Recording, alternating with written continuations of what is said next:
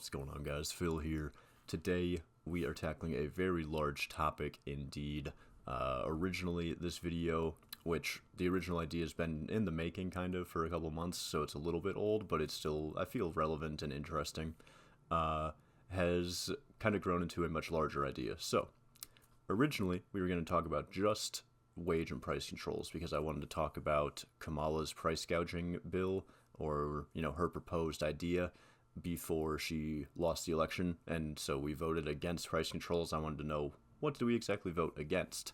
But as things have developed, the past couple months, there has been a lot of talk of tariffs, mostly because we are in the middle of putting a bunch of tariffs on the entire world and starting like a trade war. So, in addition to wanting to tackle wage and price controls and see what we voted against, I thought it'd be interesting to take some economic policy from the other side and look at tariffs as well, and then we can see kind of the yin and yang, the pros and cons of both, if they work, what they do, whether they were actually successful in the past, things like that. So today I'd like to welcome you to tackling controversial economic policy on both sides of the aisle, where we're going to be looking at both price controls and wage controls, which I would consider to be a typically left-leaning economic policy, and we're going to see kind of whether or not it actually is useful, whether it holds up, whether it does what it's purported to do or not. And then we're going to be doing the same thing on the right with tariffs, and explaining whether or not tariffs are good, bad, indifferent, what they do, why they're used, things like that. So, baseline, price control, wage control, that's going to be our left-leaning side. Tariffs are going to be our example for the right. However, in my research, I found that price controls in Britain were actually used almost exclusively by the Conservative Party there. So I'm not sure exactly why that is, but it's an interesting detail that I just wanted to put out up front, so that when it comes up later, you hear me talking about price controls and you hear the word conservative government, you're not completely thrown off. Because when I read the sections about it, I actually had to reread them because I thought I got lost. I thought I missed something. I was like, why are we talking about conservative governments? How the hell did a conservative government put in price controls? But yeah, so that's the general idea for the video that we're going to be doing. Now, I'm saying this live on, I have it scripted, so I have notes and stuff, but I don't really go in with like a full script. It's looking like my price controls section is going to be like an hour and a half long. Bruh. So we're probably going to split these into two videos, so this will probably be part one, and this is going to cover price and wage controls. And then if it ends up not being, too long of a video, then we'll put them together, but I think it's going to end up being two separate videos. So with that being said, let's move into exactly what we're going to be covering today, and then we'll move into the beginning of our price controls section. Thank you guys for sticking around. Hope you enjoy the video, and let me know anything that you want in the comments section below. All right, so getting right into it, the entire point of this video, as I just said, we're going to be looking at historical examples of both price controls and tariffs with examples, and we're going to be answering these three main questions, okay? This is what we're tackling.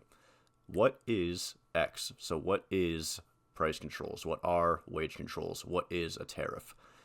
On top of that, what are they meant to do, and how do they impact inflation? The entire idea behind both of these policies, and really around most economic policies, is how do we deal with the fact that inflation is always creeping up? How do we keep up with that? How do we keep it low? How do we make sure that we don't get into a hyperinflation economy? How do we make sure that we're avoiding recessions? Things like that. How do we stay smooth?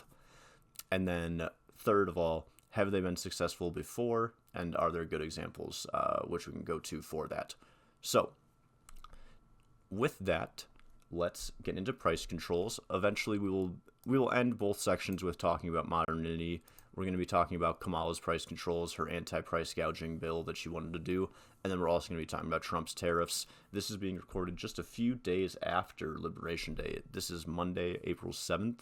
Liberation Day was technically April 2nd, but really didn't hit the market till April 3rd because they didn't announce what the tariffs were until after the markets had closed on April 2nd.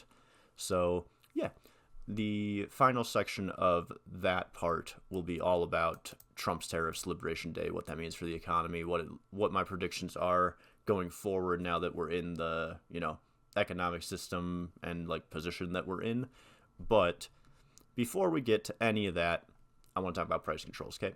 So let's pull back to me, and we'll periodically go back to there in case you want to see notes. I'm not sure which is more beneficial. I'm going to have some editing with like quotes and stuff around, so let me know what you guys think, whether you prefer just having me sit here talk to you look like this with some things flying around, or if you'd prefer if I had something more set up where you can always constantly see what I'm looking at, okay?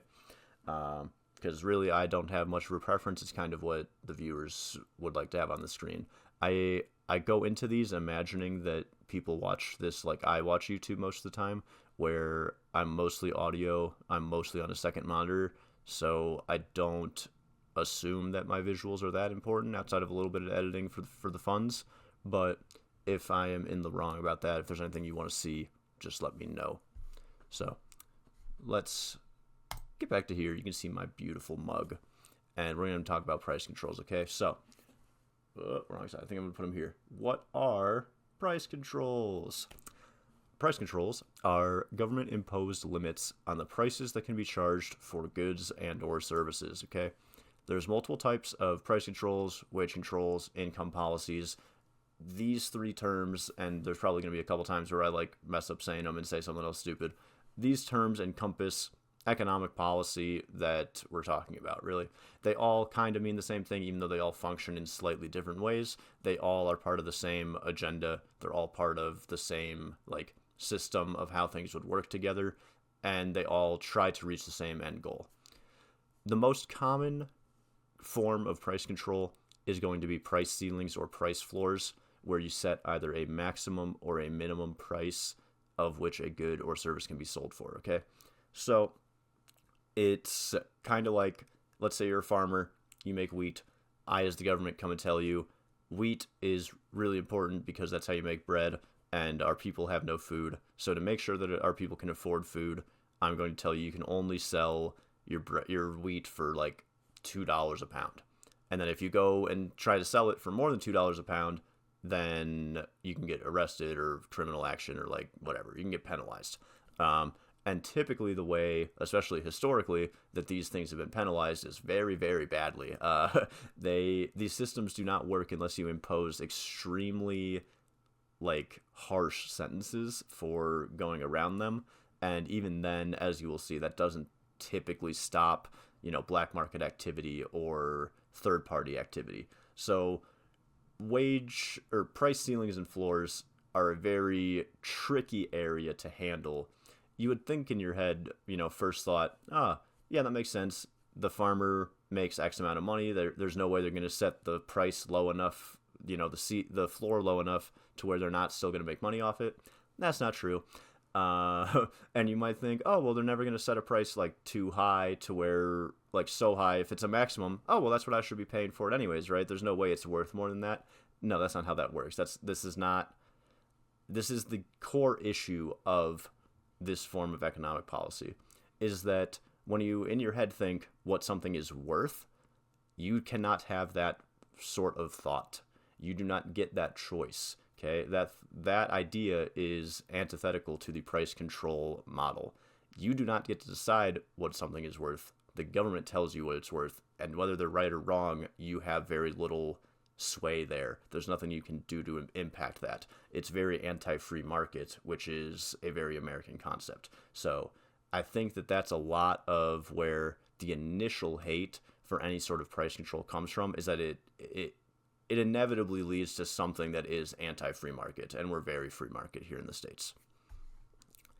What are price controls, wage controls, economic income policies meant to do, and how do they theoretically impact inflation? Okay, these policies are by design meant to manage inflation. They're there to protect consumers, and they're there to ensure the affordability of essential goods during crisis time. It is very important. Oh, we have a visitor coming. Good jump, Ellie. Get out the middle of the screen. You couldn't even see her, I don't think.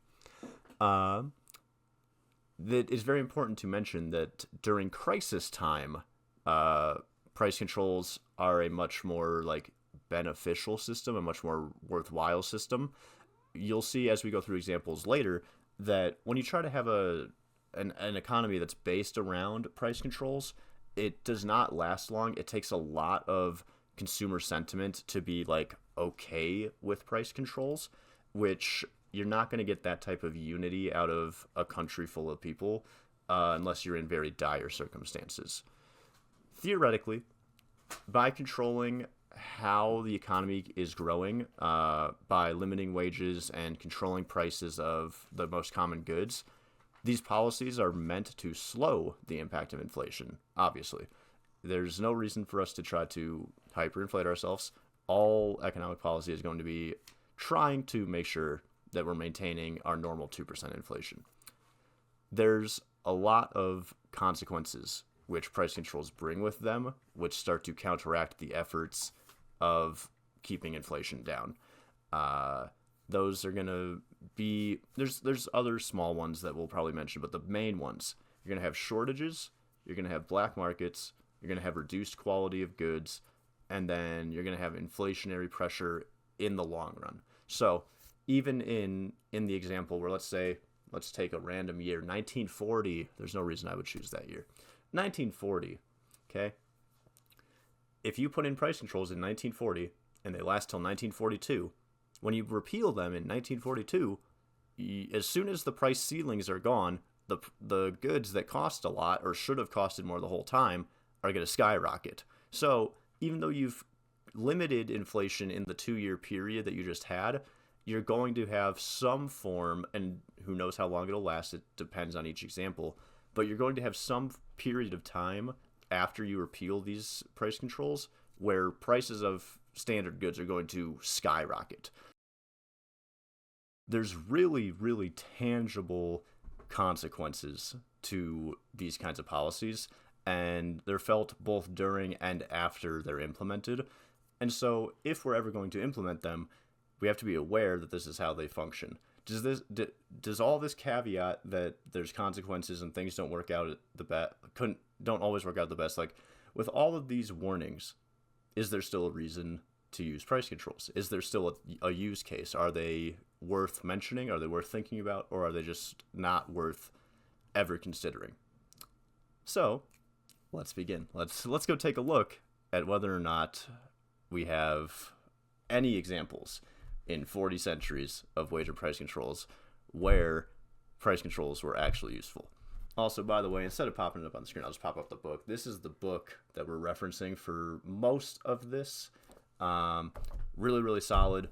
It was written, I believe it was published in 78, so it's not like the most modern. We're not going to have a lot of takes on, the last 40 years, but we get an incredible history of how these have been used, and people forget history. We do the 100-year cycle. We're about to be at the 100-year cycle where we go into another depression, so I think it's a good time to take a step back and look at our history of whether these economic policies could perhaps make things better. So let's get started diving into 40 centuries of wage and price controls. What's this guy's name? By Robert Schuettinger. All right, so getting into it, I think I'm going to stick on this camera view for a little bit, just because even though I'm talking, if you're more of a, visual person, you can read what I have written out in my notes and then get a little bit of context from what I'm saying. But we're going to start way, way back when. We're going to start in the ancient era, okay? Obviously, if we're going through an entire history of wage and price controls, we got to start really far back. So, from the ancient era, we really got this important law called Gresham's Law. Gresham's Law is the idea that bad money drives out good money, and without any context, that is not very useful, but as soon as you know what this is, it's a great way to remember how this law works. This refers to when two forms of money are in circulation. So let's say that you have a gold coin and a silver coin, and they both have the same face value. So both your gold coin and your silver coin are worth 5 cents, okay? If you melted down your gold in the gold coin, you could sell the raw gold for, let's say, 2 cents, and your coin is worth 5. It's a nickel. If you melt down the silver in your silver coin that's also worth 5 cents, it turns out the raw silver is actually only worth 1 cent. So even though your gold coin and your silver coin are both worth $5 in transaction, in raw value, the gold coin is worth 2 silver coins. And so if there's ever a situation in which this happens, then the lesser valued coin, so the silver coin, is the one that people are going to start making sure that they're using in transactions, in everyday life, in, out and about. And then the more valuable coin is going to be one that people only spend when they need to, if they don't have anything else, because they know that even though on face it says they're worth the same, everyone intrinsically has now realized, actually, the gold in this is worth more. So if I keep a hold of these, it will eventually be worth more than keeping a hold of the silver coins. Having multiple currencies with, actually valuable, like, raw earth metals attached to them or attached to their underlying value creates this kind of situation, which can be really difficult to handle, because it just makes it so that the foundation of your currency, of how your economy is going to function, is already off. It's just an error in our early economies. It's something that is very difficult to think of ahead of time as a consequence, and then as soon as it hits, you're like, oh my god, this makes so much sense. Why did we think people would, why do we think people would just believe us that we say these are worth the same amount when they obviously are worth differing amounts? Oh, my camera went off. At least we just finished that little note. So let's figure that out, and then we'll continue. All right.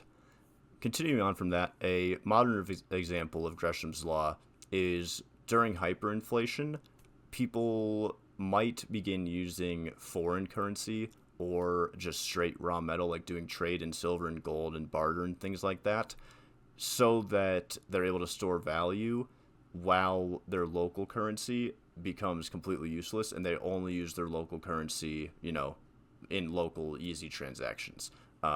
Anything else, they're not stockpiling, US dollars. They're stockpiling the actual raw resource behind it, or a foreign currency that is more stable, and then they're only using your currency because they're required to in everyday transactions. If you ever get in a situation like that, you know for a fact that you are in a really bad economic state. It's a warning sign. If you're ever considering not investing in your own currency, there's probably some good reasoning behind why you're thinking that, and it should be a very big red flag. Gresham's law is really the only thing to be gathered from the ancient era. There's not a whole lot else that is really going to be applicable to what we're talking about, so I'm just going to move on. There is a little bit more, obviously, with all sections in the book, there's going to be a little bit more detail.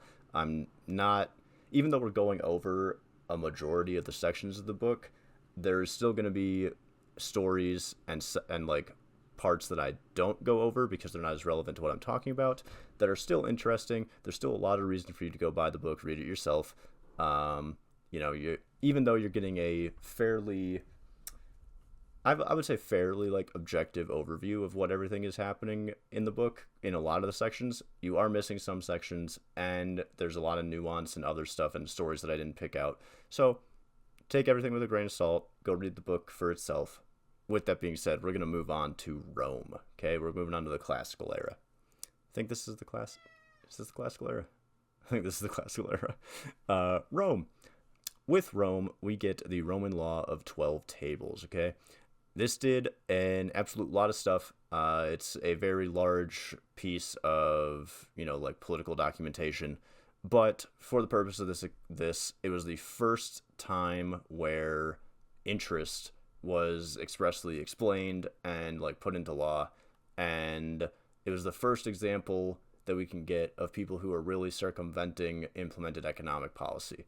So the Roman law of 12 tables stated that you are allowed to charge interest on things, and it then became very common for as either like an act of reciprocity or in like an act of generousness for people, especially lords, to just forgive interest payments and get a lot of like political capital or relationship gain out of it. So it was a system that was put in place that even though it had an economic purpose, it seems like it was mostly put into place so that lords could get easy, like, I don't know, good boy points with whoever they needed favor with. It wasn't widely used that interest was like all over the place on every transaction. It stated that it was a process you could use, and it stated the rates at which interest was allowed to accrue and things like that. That outside of all the other stuff that the Law of 12 Tables did, economically speaking, that's really all that matters out of it, is that we learn about interest, and we learn that, hey, guess what? In any system, even the most beginner systems where we're just now talking about introducing interest, there's already people who are able to, get ahead of the system kind of by using it to their advantage. So they're able to forgive interest to get political power or things of that nature. Then we move on to Diocletian. Diocletian is the most extensive early record of price and wage controls that we have.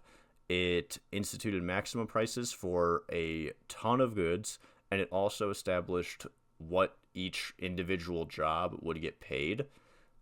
These limits really messed up the flexibility of the market, because typically a market system, has a lot of free trade, barter, figuring out prices, a lot of negotiability.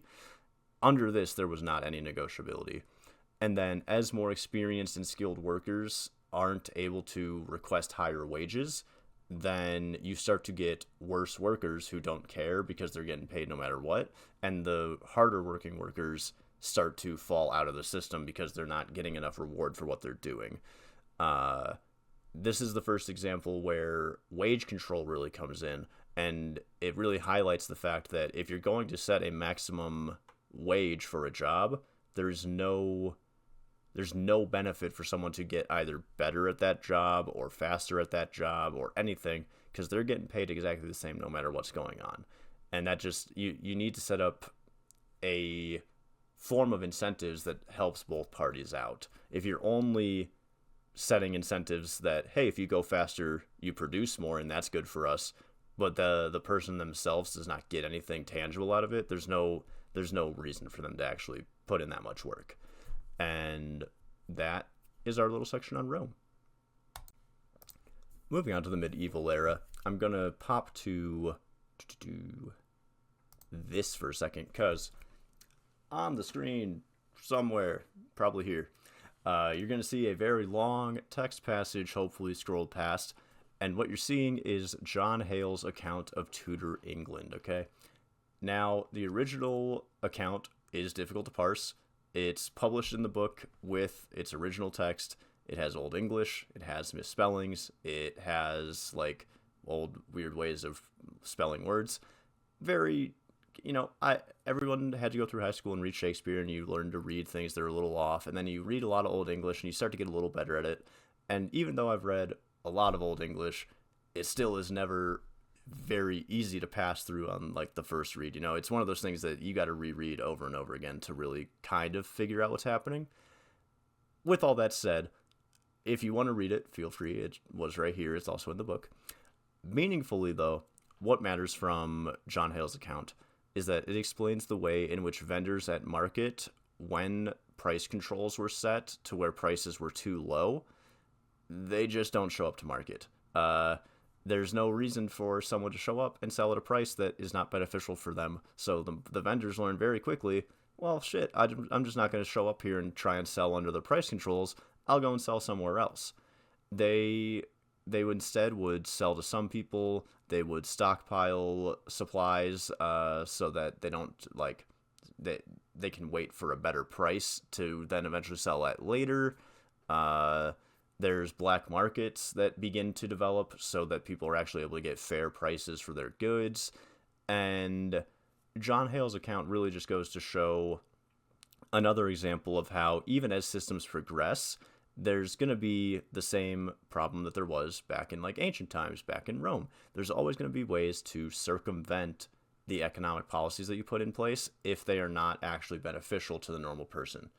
There's always going to be third-party markets. There's always going to be, workarounds and ways to cut out value and ways to make things cheaper. This is a very early account that goes to show that that is definitely true. Moving back to this. Following that, we're going to talk about Belgium and their wartime controls, okay? One thing at the top of our section that we started about was that price controls during crisis time can be a useful system, perhaps. And this is going to be the first time that we look at a crisis and see how price controls actually really did not work in a crisis. The Siege of Antwerp, okay? It's an event that you can't talk about without understanding how economic policy led to their downfall. The price controls that were placed in Antwerp helped to slowly bleed a besieged city of all of its resources. There was a long siege, there was a long battle over this city, and the Belgians instituted price controls to make sure that bread and staple food would still be available to their common folk, their masses. This led to the normal consequences, such as black markets and, people holding back supplies and things like that. But it led to one that was not, forecast as well, one that was much more unforeseen. This is that as the city was under attack, and especially as the attack went on longer and longer, imports of grain and food became much more important than they were originally. Originally, the town was able to kind of keep itself afloat with its food, even though it had to institute price controls to make sure that there was enough to go around. At a certain point, the city runs out of the ability to create its own food, and they need to trade. So, when they're starting to trade, they still have their price controls implemented. And so vendors who not only have to travel to Antwerp, but now have to travel to Antwerp through like a wartime environment, when they're finally making it to this falling apart city, they're not able to sell their goods for any more than the farmer that was already there. They're not able to charge much more. They're allowed to charge a little bit for transportation costs. There was that built in. But they're not allowed to charge anything kind of extravagant.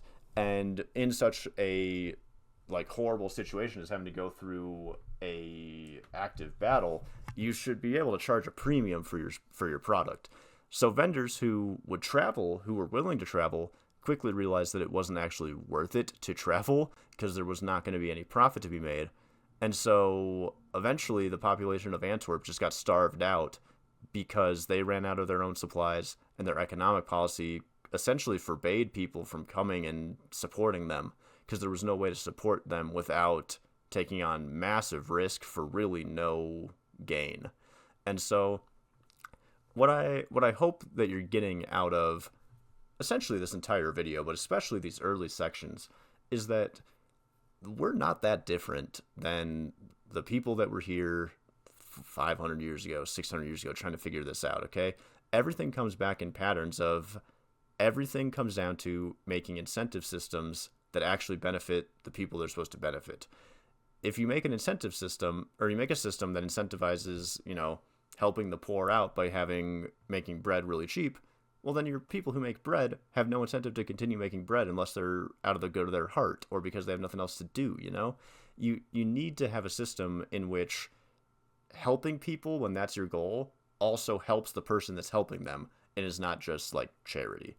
And as you see through more examples, it all kind of comes back to that same idea of there needs to be some sort of balance between the incentive of helping whoever we're trying to help with price controls and also ensuring that other people who are impacted by the system are not so negatively impacted that they decide to drop out of the system entirely, because you need participation in the system for it to work. Especially with price and wage controls, you need you need an abundance of people to be like, yes, I'm okay taking this on. Like, I'm willing to take on the restrictions that this means because it'll end up being beneficial.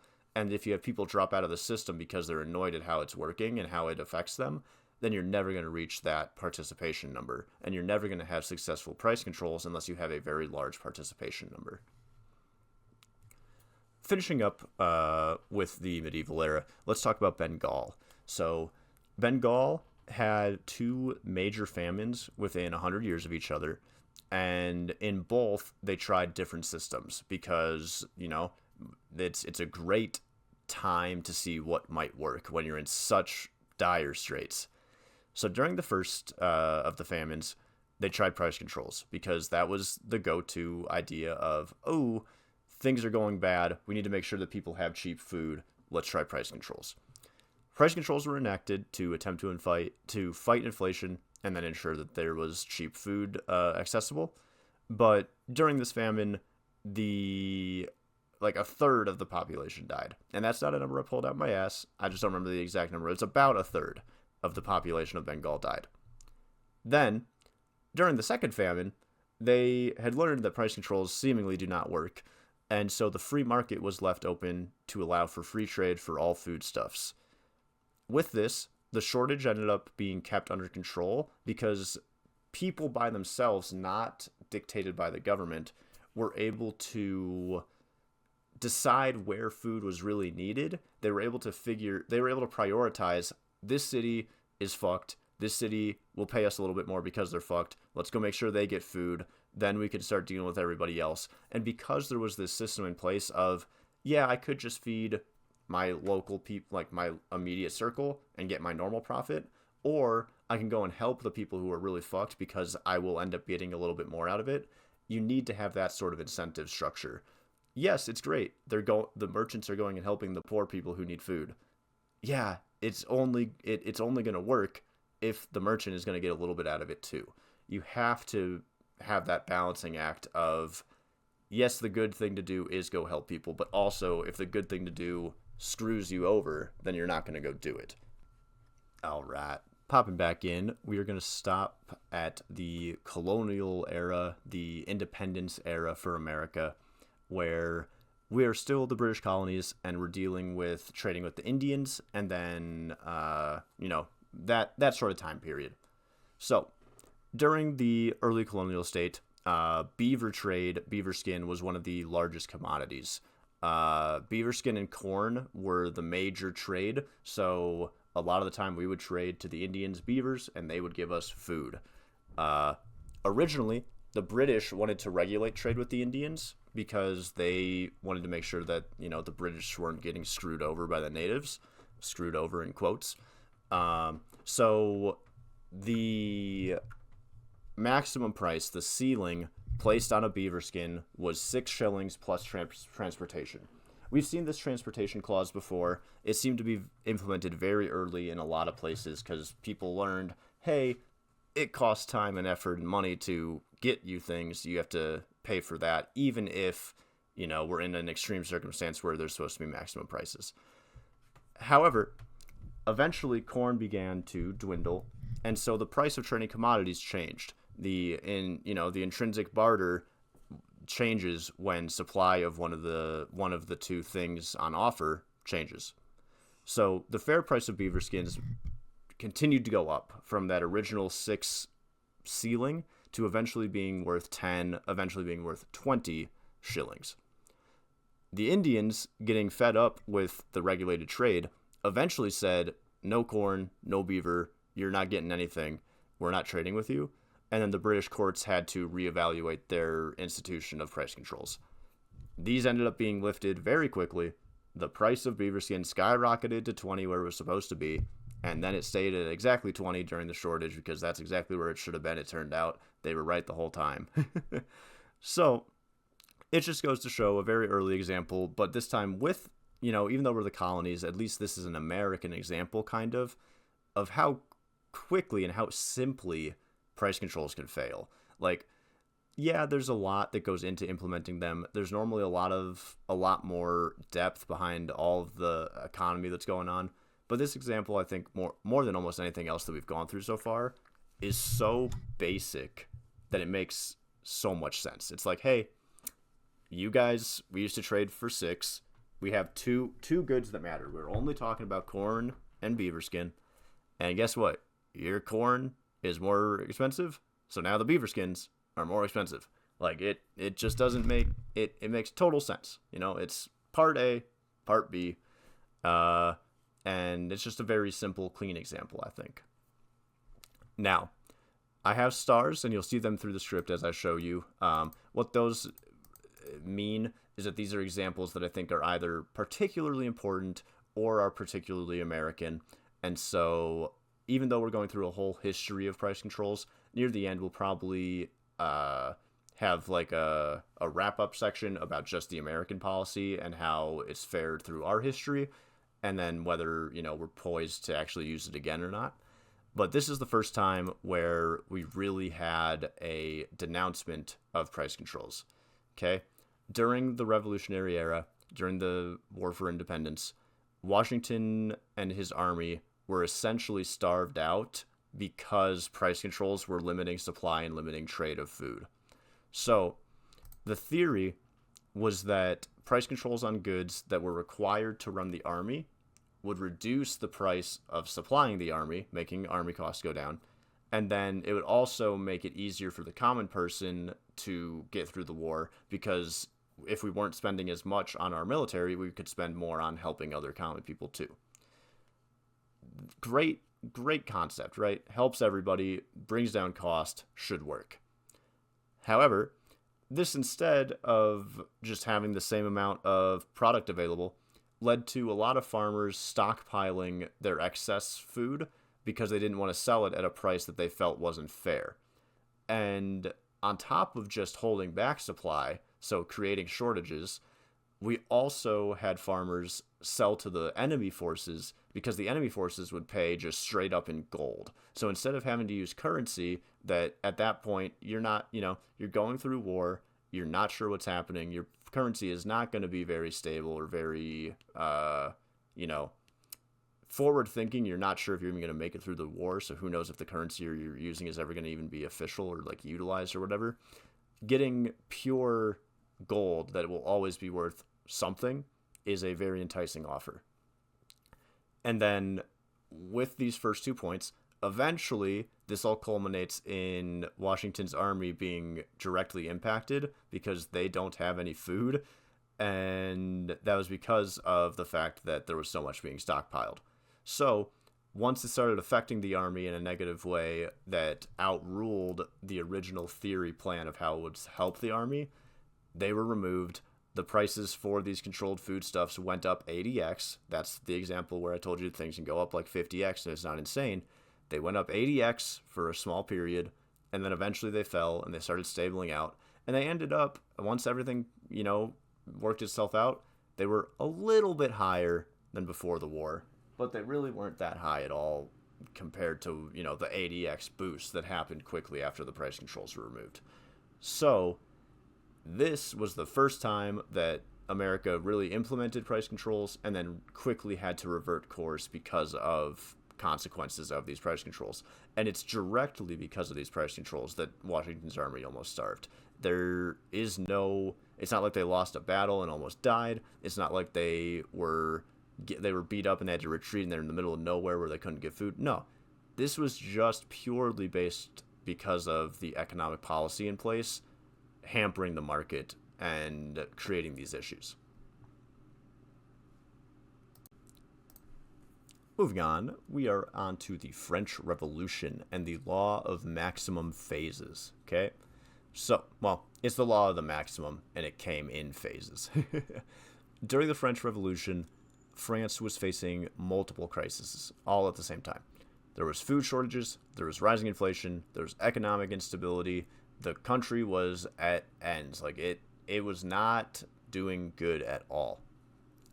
In an attempt to stabilize food prices and to prevent profiteering by merchants during crisis time, the price control laws were implemented in stages.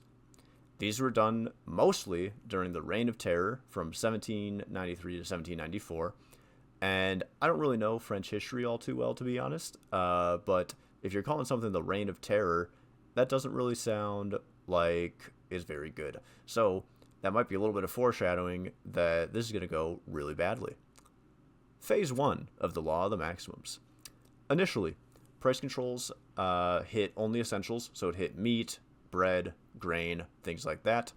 They were set at maximum prices, and the working class really supported that idea because prices were going up and it was scary, and we need to make sure that we can at least eat doing, the work we've been doing for however long beforehand. Your quality of life's always going to change when you're in the middle of, crisis time, but this was thought of as a measure to help, against that. Phase 2, which came during the height of the terror, this was, I believe, the summer of 93, the Committee of Public Safety took more control over the government. Measures became much more rigid, prices controls were expanded to other goods and services, and now maximum wages were set to prevent workers from demanding higher pay, because when a worker gets paid more for doing the same work, they are creating a form of inflation that cannot be, immediately stopped or immediately tracked by the government. So the government trying to set wages helps them try to hedge against inflation. But even with there being wage controls, a lot of the time, companies will, make sure that they still have workers who are happy or like willing to stay. There's workarounds. There's always the third party system that, the government can't control everything even when they try. During phase 2, this brought about serious punishment if you were to go against these laws. And this is the serious punishment we were talking about earlier, where if you're trying to control people's lives to such an extent that you can't even let the market be free, you're going to need to have very, very rigid punishments, because you're imposing a lot onto a lot of people. So there's going to be a lot of people who try to get around it. That punishment, obviously, as you could allude to, I would think, that's going to be death, execution, imprisonment, stuff like that. All of that was available to the government to use against its citizens for the crime of price manipulation during this time of the Reign of Terror. And then phase 3 is kind of the fall. It's when it starts to all come crashing down. There's artificial shortages that are created because the prices are set too low. There's black market activity from vendors because, they, instead of just stockpiling, they still need to make money at the present time too. And declining public support began to really show out. The system was really cracking, and eventually the law was just abandoned. And this is just another cliff note in history, 2-year period where price controls were absolutely fucking useless and did not work.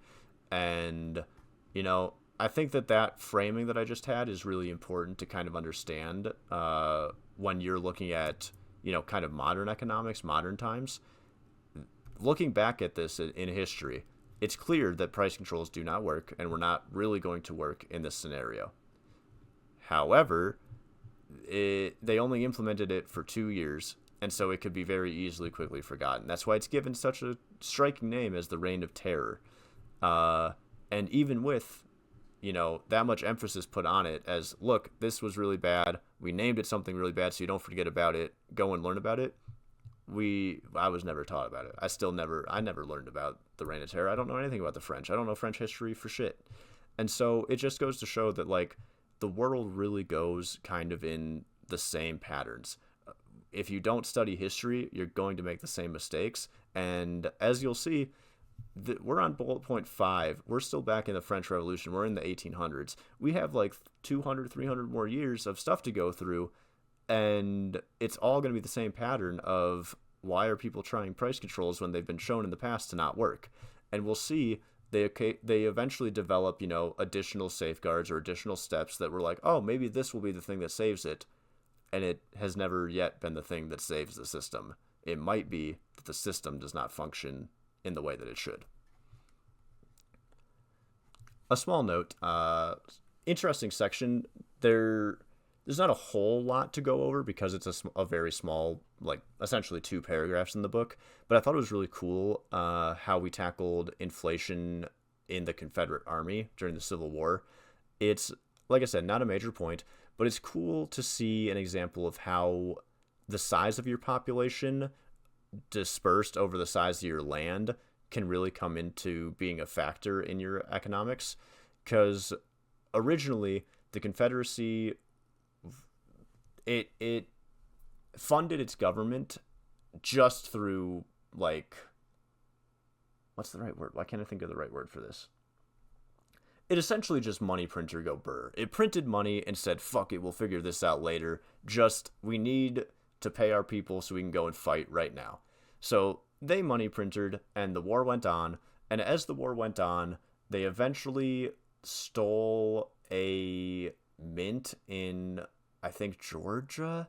There was a mint somewhere that they stole from the Union. That's where they started making currency, but then they could never actually they couldn't make enough currency that was worth, like, valuable, because they had made such horrible inflationary decisions with printing money in the early stages of the war. So they were already having economic issues when they were the full Confederate states. Then, as the army as the war goes on, eventually the Confederacy loses states to the Union. Their land gets smaller and smaller and smaller, and all of the coinage that they've minted that used to go out to, the faraway lands, now that they don't exist, that currency is quickly making its way back into the remaining land and driving prices in the remaining Confederate states up a lot, as people who are fleeing from the other, like the being taken Confederate states, the other Confederates leave and bring their money supply with them. So eventually, in about, let's say, half of the square area of states, they have still the same amount of money supply. That's going to drive up prices because everyone now has access to more of this currency that is no longer nearly as valuable. And so it's just, I found it hard to kind of communicate effectively what the idea is. I recommend very much checking out the section in the book about it particularly. But it's really interesting, the balance that you have to have between, like, your currency and how much it's worth and how prices are structured based around how much total land and total production you have, and how a quick change in that, especially a drastic change like losing, states worth of land, can really quickly fuck up your economic system. And so I think that was an interesting side point from this topic. All right, so moving on to the World War I, we're going to be looking at how a bunch of different countries tried to implement price controls and whether or not they were successful, and we'll be able to see the differences between whether style of government impacts efficacy of price controls in this example. Beginning with World War I, let's start in Britain, and we're going to talk about Britain's why not let it alone stance, okay? So we're going to jump to the end of the war. After the war, The Economist, which is a paper in London, wrote a concise summary on the price and wage controls implemented, and it ended with this quote: "It is, however, in the sphere of food that the government's zeal for interference has been most markedly shown, and that the government failure has been most absolutely complete. Prices are higher than they have been for many generations past, and at the same time, the supply of many of our staple foods is imperiled. If this is the fine flower of achievement of the food ministry, surely the country is justified in echoing Lord Melbourne's questions of why not let it alone." What this means to say is, after all was said and done and the price controls have been removed, looking back, price controls, all they did was increase prices and create worry. If in the end this was all that they did, why would the public have rather not just left everything alone and done what they had been doing before and let it pass? And it's a very poignant question, because the idea behind price controls is that it's going to help in some way, right? But if you're able to, with data afterwards, show that if you had not implemented price controls, then things would have either been very similar or perhaps even better, that is really, really damning of the system. And although this example doesn't get into the numbers exactly and show, hey, if we had done nothing, then we might have actually been better off, the sentiment of that idea is shown here, and we will see later on that this is foreshadowing for the fact that you should just leave things alone sometimes. But we'll leave it at that, and we'll see this example, the counterpoint for this example, come up shortly. In America, America had more of a mixed bag take on price controls during the wartime. We have to remember, all this is World War One. This I would definitely consider falling under crisis time, which in the grand scheme of things, if we are considering price controls, the only time when price controls make any sense is going to be during crisis time. So at the very least, we're not just, all these examples aren't just us trying price controls willy-nilly. During crisis, there is something to be said for attempting it. Let's see how America's attempt went. The lack of success with controls during wartime made the prospect of using them in peacetime seem even more impossible. There was a good quote, "A general policy of price fixing, however democratic the government that adopts it, is an illiberal rather than a liberal policy. We shall be returning to a regime of authority and compulsion rather than going forward toward a regime of voluntary agreement among citizens." And it's a very, very pressing point, this line about no matter what kind of government takes this approach, this is not a liberal policy. This is a policy where you're directly taking control of a part of people's lives and a very important part of people's lives. People's work is their life, okay? That can be different, that like the extent to which that's true is different person to person, but there's a lot of people where if you woke up tomorrow and you didn't have your job and you didn't have any money, you would be lost. There's people who dedicate their lives to their companies, to their goals, to their ideas.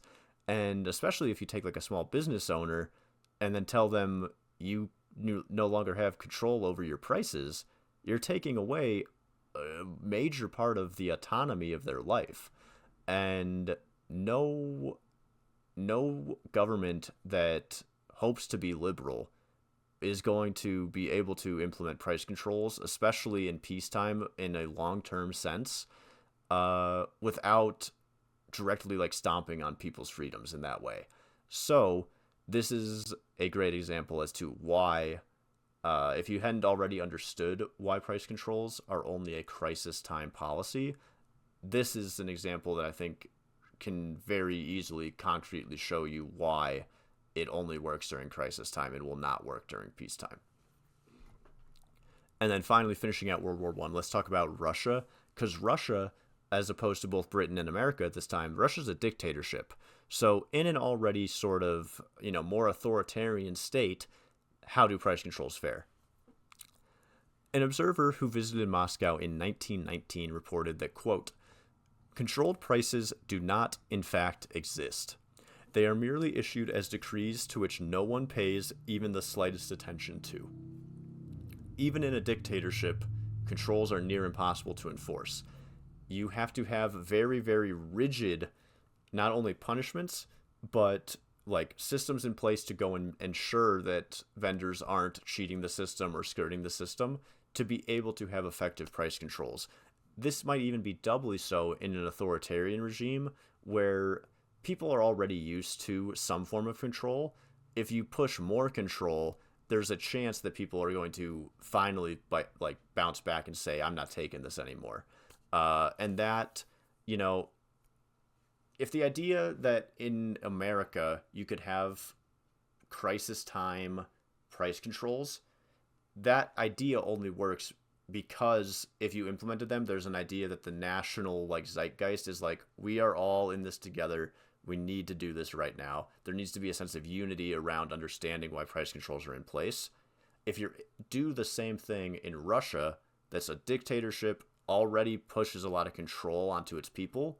If you push more control, there's no chance, or I believe there is at least a far less likely chance that you get that sense of unity around we need to band around these price controls, and you're more quickly than in a democracy going to see the adverse effects such as supply shortages, stockpiling, black markets. So even though you might think really quickly, oh, it's more authoritarian already, they can just implement whatever they want, that's not exactly how it works. You can say, they can make the decree, they can say this is the price, but people aren't just going to follow that willy-nilly, and you need to have punishment forces in place to go and ensure that's going to happen. which a lot of the time that's where price controls fall, is there's not enough regulation. And I'm not going to sit here and say I want regulation, but in crisis time, if you're implementing price controls, if you're going to have it done successfully, the only way to do it is to be very rigid. And again, I'm not advocating for price controls. I don't think that we should be in a system where you need to be, like, the government has that much direct control over the market, over what your autonomy as a business owner is. But in a scenario where it's necessary and it's going to happen, it's going to be more likely to be successful in a democracy than in a dictatorship, is the goal that I hope you kind of got from this World War I section. Moving on from World War I, we are going to talk about a couple countries in the post-World War I era, like the times right afterwards. Quick point on New Zealand. New Zealand just has a cool example of, how merchants will circumvent regulation. We've seen it time and time again, but this was just another interesting way that they did it. And there's also a really important point on how if you're going to set up these kinds of price controls, you're going to need a lot of bureaucracy to effectively run it, effectively figure out what the prices should be, and also effectively have a force to go and actually regulate, actually kind of scare people into making sure that they're following the rules. And so as you implement this system, you're going to create a lot of bureaucracy. So you're going to create a lot of government jobs, and whether that's good or bad or not, is up for debate. But the general consensus is that the larger your bureaucracy is, the less in touch it's going to be, kind of. And so with a ever-growing amount of resources needed to be put into these kinds of systems, there becomes a point where you're getting diminishing returns of, if it takes me 3,000 workers to effectively figure out the math behind what the prices for this industry should be, imagine that I need to do that for every industry, and now I'm going to have tens of thousands of hundreds of thousands of people who work for the government whose job is just to manage numbers and figure out the right prices, and it's going to constantly change. It becomes a problem that eventually creates more problems. You run out of an effective way to actually keep these in place. And that's why it's so difficult to keep running during peacetime, because during crisis time, you can come together, you can price things out and say, okay, we set this aside, we did this, we took the time and the effort with 1,000 people, we have our prices. We're setting these prices for 2 years, and then we're dropping price controls, and we're never fucking touching them again. That's fine. That's one scenario. If you're trying to do it long term, then you have to have these kinds of big meetings constantly to make sure that your prices are actually keeping up with whatever inflation you're trying to keep up with. And the overabundance of having to repeat that process when it is a very intensive work process means that there becomes a point where you're putting so many resources at something and not getting enough in return. And that's the point that New Zealand kind of showcases in this example. Now, let's look at a very interesting way the Japanese tried to impact inflation, okay? They, instead of setting maximum prices, they tried something different. They tried to artificially limit the supply. And we've seen that one of the consequences of price controls is that merchants will self-hold their supplies. But what happens when the government does that? So, in 1930, the Silk Stabilization and Indemnification Act is passed. And this is all set up to control the price of silk, which is Japan's major export. This was done mainly through directly limiting the supply available. The government would withhold surplus stock from the market and then promoted exporting more silk. Eventually, the government decided that wasn't enough, and they attempted to freeze the production of silk, which was their largest export, so that they could hopefully stockpile it, not produce more, and drive the price up. Even though they attempted this, the government held 150,000 units of silk behind, and even with this artificial supply shortage from the government, the price did not increase. Instead, the price fell 25%. So the idea that we learned from the Japanese is that controls which directly limit the supply are also not functional. They don't do their job. If you're holding back supply as the government, and then the government's not going to be a market like a vendor. The vendor who holds back supply will just go and black market sell it for more than it's supposed to be sold for. If the government sits around and holds it, they're just holding it like it's an asset. They're hoping it's going to go up, or that by, limiting supply, they can stop the price from going down. But everyday normal people are just going to say, oh, we're out of silk, and the government has a lot of silk. Like, it must not be worth anything, It's another misalignment of the incentives of the government versus the incentives of the common person. All right. Moving on to Nazi Germany, and I'm definitely going to leave the notes up for this section because there's a lot more about Nazi Germany than most of the other notes. So if you're getting yourself lost or you want to read ahead to see what's going on, here's a little bit of the idea of what's happening. But let's start at the top. Nazi Germany. There were 3 methods of trying to fight inflation that were in place. There was, obviously, wage and price controls. There was also inflationary financing, and there was also rationing. So, with these 3 methods in place, how much of it, it's important to think real quick, because we're thinking Nazi Germany. Pull back from the notes real quick. Got a little bit too into the point. How did Nazi Germany come to power? Okay, there was a lot of bureaucracy set up for them already during the Weimar era, the previous era of Germany.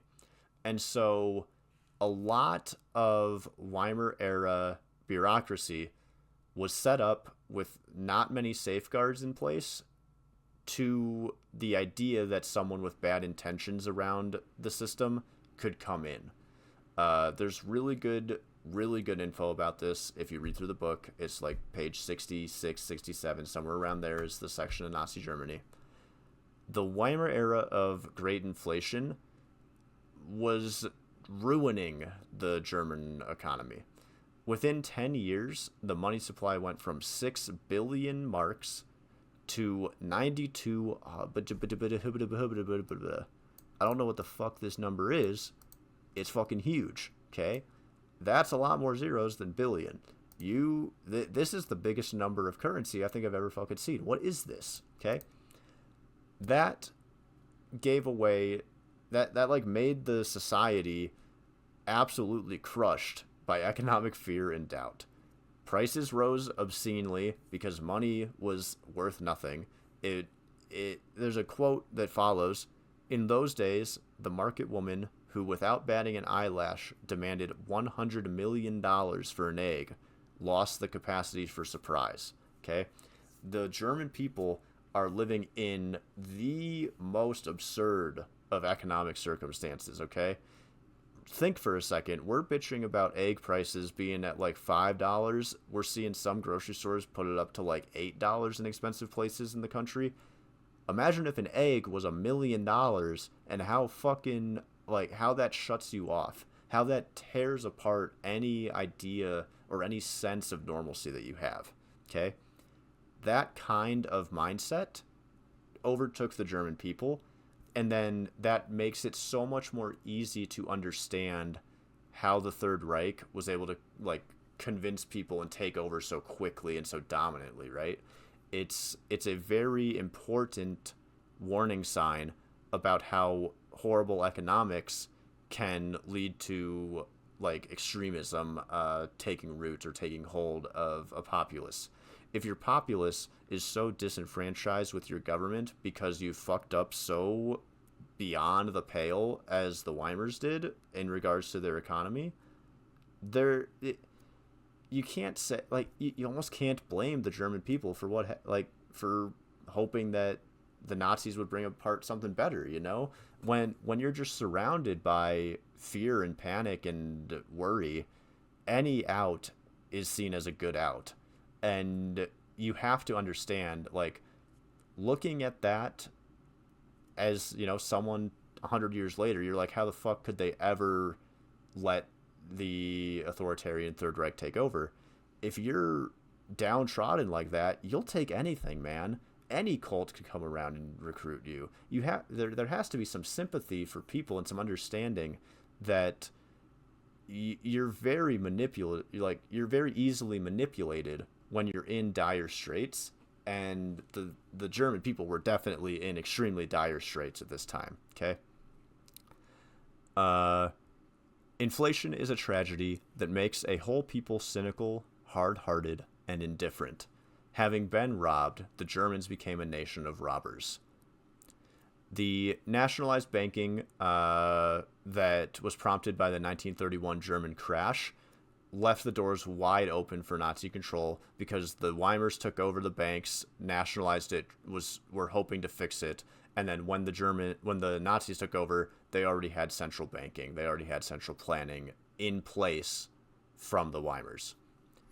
And then with that, cartelization became more common as the economic situation was horrible, So cartelization, typically associated with like price fixing, market sharing, quotas, collusive behavior between businesses. Essentially, cartelization means that businesses, instead of like treating themselves as they're a service to consumers, they're instead trying to work with other businesses to ensure that all of them are good enough to stay afloat at the cost of consumers, rather than having competition between them all and trying to like run each other out by getting the consumers.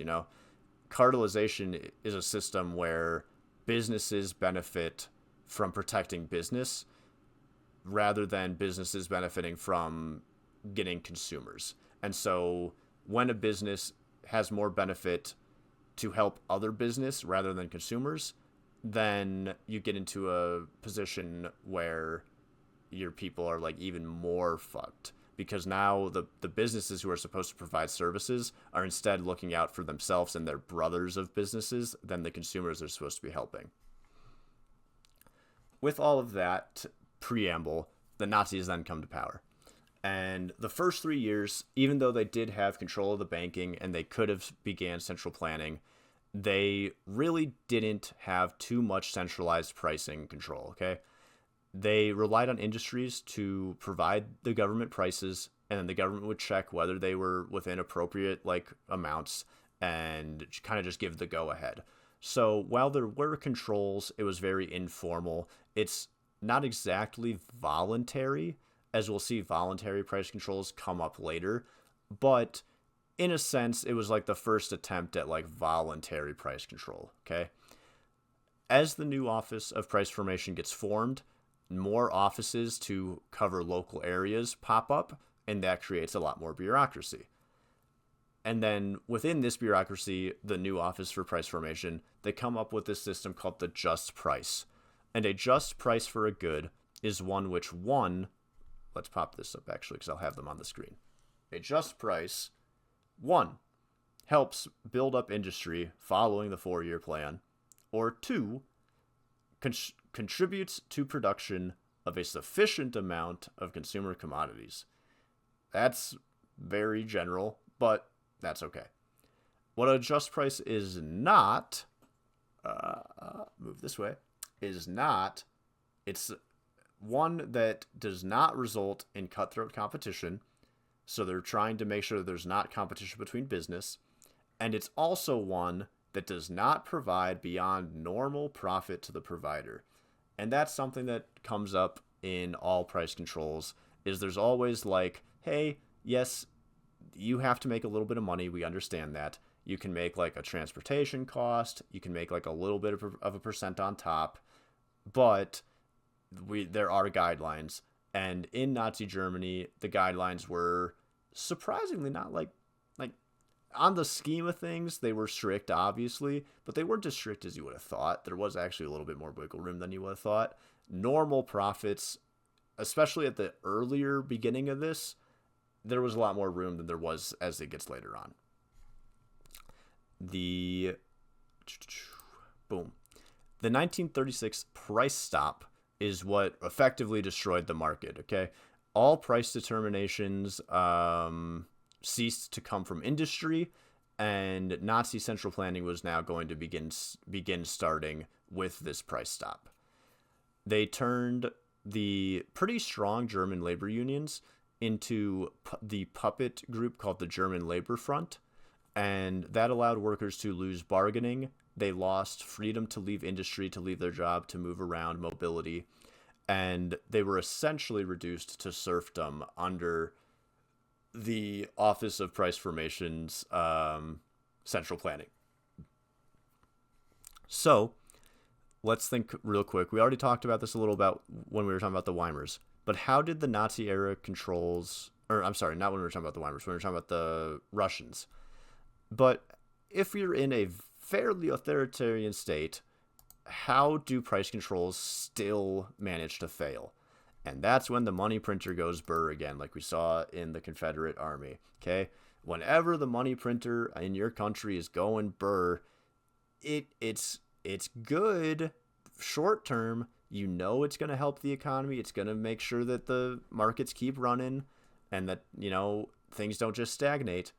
But it's a sign that inflation is probably going to become a pretty big issue going forward. Okay, looking back at recent times, during COVID, our money printer went burr in America, and now we're starting to face the consequences of that.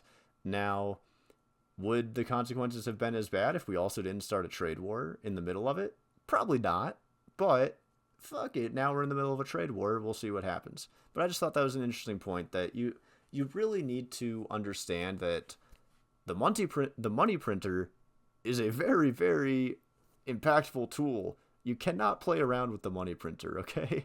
You got to take that shit seriously.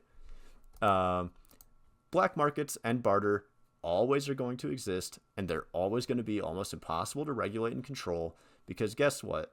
No matter how much the government has, like the SS, to go into businesses or to go and scare people, there's always going to be people who skirt the system. When the system is shitty, you're going to need to go around it to make sure that you're able to provide a living for yourself. You can think of any movie. Like, it's very basic that when you're under strict rule, there's going to be a lot of illicit activity happening. That's why you try to have, the idea is that with the free market, you disincentivize illicit activity, because you may as well just be doing your shit the real way, because no one's going to stop you from running it the normal way anyways. That point that, like, even in authoritarian states where people are used to control, there's still people willing to go around systems that fuck them. You're not going to be able to remove that. That's just a part of the human spirit, is that we're going to go around rules that don't make any fucking sense. And then third, when government interests and priorities don't anticipate everything, eventually something's going to give. So there's a very funny example from Nazi Germany of the tanks versus nails. So tanks had very high priority in the production lines, right? So tanks had priority over packing cases during 1943. And at that same time in 1943, there were dozens of tanks that were done but could not be dispatched because there were no packing cases. And then there were no packing cases because there was no nails or screws, because there was a shortage of nails or screws, that because nails and screws weren't at the top of the priority list, eventually there wasn't enough production. They just ran out, and no one realized, hey, we're running out of this, and it's going to fuck up things 1, 2, and 3, and 4. And so trying to run your entire economy, trying to run all industry, trying to control that, you're going to make a mistake. It doesn't matter who you are. And the next quote in the section we're about to go over kind of enforces this point very, very well. We're all human. You're not better than anyone else. You're not better than the other people who tried this before. You're not better than the people 400 years ago who tried this before. You're going to run into the same problem or a problem at some point. We are not infallible. And then this Hermann Göring quote is really, really important to this point. He was responsible for a majority of the economic planning under Nazi Germany. And after the war, he has a quote that goes like this. Let's have this one go across the screen too, because this one's really fucking cool. After the war, he states, Your America is doing many things in the economic field which we found out caused us so much trouble. You are trying to control people's wages and prices, people's work. If you do that, you must control people's lives, and no country can do that part way. I have tried and failed. Nor can any country do it all the way either. I have tried that too and failed. You are no better planners than we, and I should think your economists would read what happened here. Will it be, as it always has been, that countries will not learn from the mistakes of others and will continue to make the mistakes of others all over again and again? And that's the quote. I think it's extremely telling, not only because it brings up the fact that history repeats itself, but it brings up this point like so early on. You are trying to control people's wages and prices, people's work. If you do that, you must control people's lives, and no country can do that part way. So, he's admitting we attempted to take some control over our people. We attempted to be more commandeering, more authoritarian, and it did not work. And then if controlling it partly is not going to work, then you must completely take control of their lives. And that also does not work because people are not going to live under that. And so he has such, like, I always use the word poignant and impactful. I need better synonyms. But like that messaging of we have tried to take a little control and it was not enough. We have tried to take full control and it was not enough. There is no in between where this is going to work. It will always fail. Like you cannot take away such a big piece of autonomy and part of people's lives. It will not work. Even if you go to the extreme of completely controlling people's lives, as the Nazis tried, like even when you have full control, it is not possible. So it's going to be completely impossible if you don't have any control. It's so you could use this quote for the entire book. You could print a book with one page and say this is all you need to read about price controls, and this would be the quote you put in there. I think this is incredibly damning of the system as a whole. And yeah, it's coming from a Nazi, but guess what? It's coming from a Nazi who tried to plan out an entire state. Okay, takes a lot of hubris to think that you're going to be able to do that, and he's sitting here telling you, I thought I could do this, we failed. I thought we could do it this way, we failed. You guys are trying to do the same thing, and you guys are not going to do it as hard as we went. You will fail. Okay? It's an important message from a bad person. Next up, we got the Soviet Union. So, the Soviet Union is the most mature and long-lived example of central planning that we have. There were two stages to their wage control, and those stages were one, that each enterprise year had a yearly budget, and two, that weekly wages for everything was going to be set in stone. Manager budgets for that enterprise yearly budget did allow some flexibility for bonuses, and so that allows the system, in theory, to be a little more effective. And typically those bonuses would come from being a reward for increased production.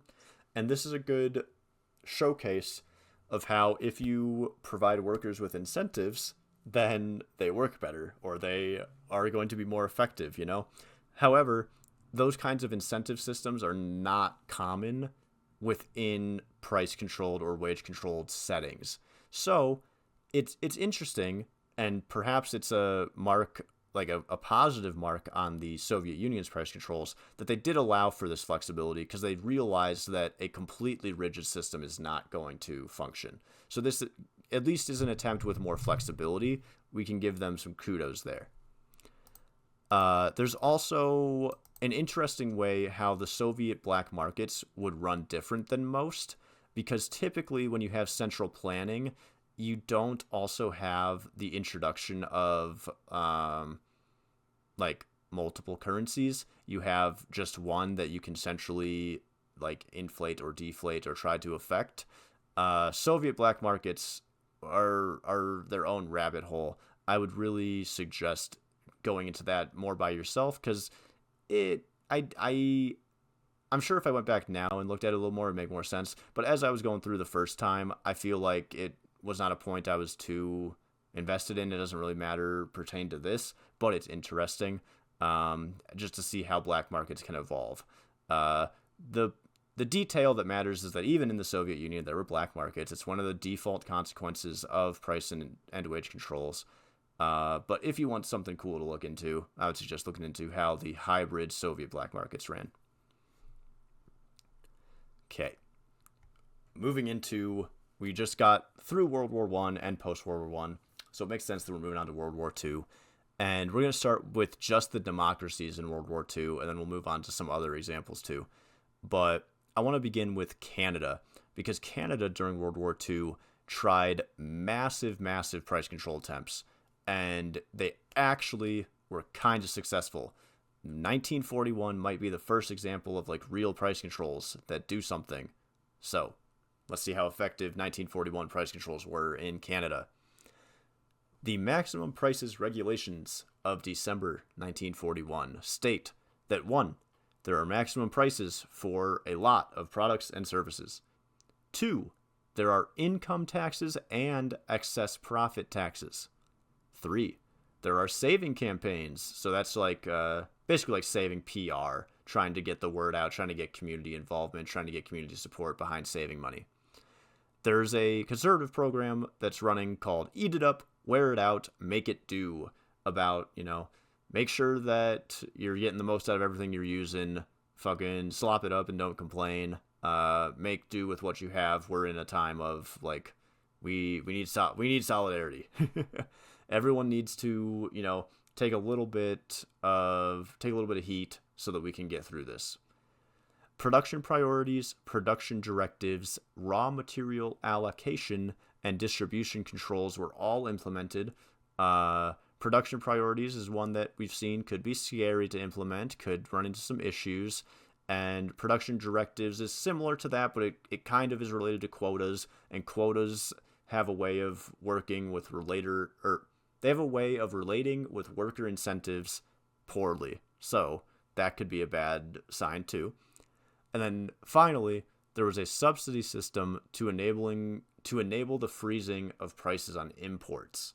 Okay, this system also comes back in the 70s in Canada to a more mixed response. But this is a very important point for these price controls, because if you're going to price control everything in your country, well, what's going to stop someone in your country from just importing around your, around your prices? If you're going to charge me more, then I'll buy it from somewhere else and get it imported. They had a system in place to attempt to stop this, and that's what the subsidy system with the freezing is meant to do. These extreme methods were introduced and supported during a time when the full war effort was required. Okay, this is at the very beginning of World War II, and definitely exists as crisis time. Virtually total sacrifice of personal economic freedoms was had, and even though these programs were successful, we then have to look post controls whether they actually curbed inflation or they just helped to kind of hide the side effects of it or the symptoms of it, okay? But with these being implemented, the time in Canada with them in place actually ran fairly smoothly. There is obviously, like, your society runs different, your overall vibes are different, but on the whole, the Canadian economy was able to survive price controls really well. It handled it with a lot of, worker solidarity. There, of course, is still going to be third markets and black markets and a little bit of shit on the side, but it seems to be subdued compared to the typical amount. And I think that has to come from the fact that the whole country was standing behind the idea that we need to fight this war. We need to put, like, everything we have into this, because otherwise there might not be another time to get it right, you know? After it was all said and done, did these actually curb inflation or did it just hide it? Okay. The major issues of the Canadian price controls, even though it attempted to safeguard, the import rule, and it really tried to focus on like the PR and the public opinion of the like control of the regulation, I would rather say, still quality reduction was a major impact. Okay, it's difficult to officially track, but it's very likely and quite, and I don't have anything off the top of my head that's like mega evidence, but it's fairly likely and understandable that quality reduction was the main source of like negative points for this set of price controls. So even though they were able to stem imports, even though they were able to stop black markets a little bit, there was still going to be quality reduction to make sure that, prices of things stayed down. And then even with all of this in place, eventually prices start to creep up, but it is a good mark for these controls that even though prices did go up, which is going to be inevitable even with the controls, they went up not as quickly and not as early as we see in most examples of price controls. So there were still issues. They were still not perfect. I don't believe price controls are a perfect system or will ever be a perfect system. But at least Canada shows us that, again, particularly in crisis time, in wartime, they can be effective. So let's see how, if Canada did so well, how did the United States do? The United States, I'm mentioning a quote, and I don't have the quote written down. Let's look up this quote really quick. Okay, so I pulled out the book because I didn't write down this quote. And I think that, my notes for the United States section, as you can see, are very small, but I think it's because this quote is actually really solid to be like all-encompassing of how the United States experiment went during World War II. So, quote, "In the main, price changes will simply be concealed by taking the form of changes in discounts, service and quality, and wage changes, in overtime, prerequisites, and so on. Even 60,000 bureaucrats, backed by 300,000 volunteers plus, 300,000 volunteers, plus widespread patriotism, were unable during World War II to cope with the ingenuity of millions of people in finding ways to get around price and wage controls, which conflicted with their individual sense of justice." Okay? That goes to show that we just had an example in Canada where like the unity principle kind of got them through. And even in a place like America where patriotism and unity is such a big factor, especially as you look in the past of America, it seems like it plays more of a factor than it does now. Patriotism was huge, and yet people understand that controls limit them, and no one wants to be limited by their government.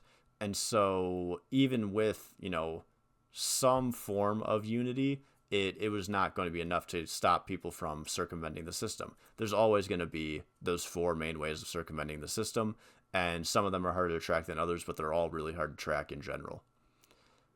This also shows the idea of repressed inflation during wartime, where you implement all these controls and you're like technically maybe stopping inflation, but even though your official inflation number doesn't go up, your official prices stay the same, your actual like consumer price index and like how much it costs for your average person to get things, you're going to run into shortages, so you're going to have to go to black markets, so your prices are going to go up on the black markets. So even though your official stats don't show that your prices are going up, your actual like felt by the people prices are definitely going up, and that repressed inflation of the difference between what's stated and what people are actually experiencing, that gets hidden during price controls rather than addressed. And so that's what ends up, like, it's a problem during controls, and then it's the problem that eventually leads to when controls are gone, the price is skyrocketing like 80x. So repressed inflation, no matter the implementation, seems to be a very common issue for price controls.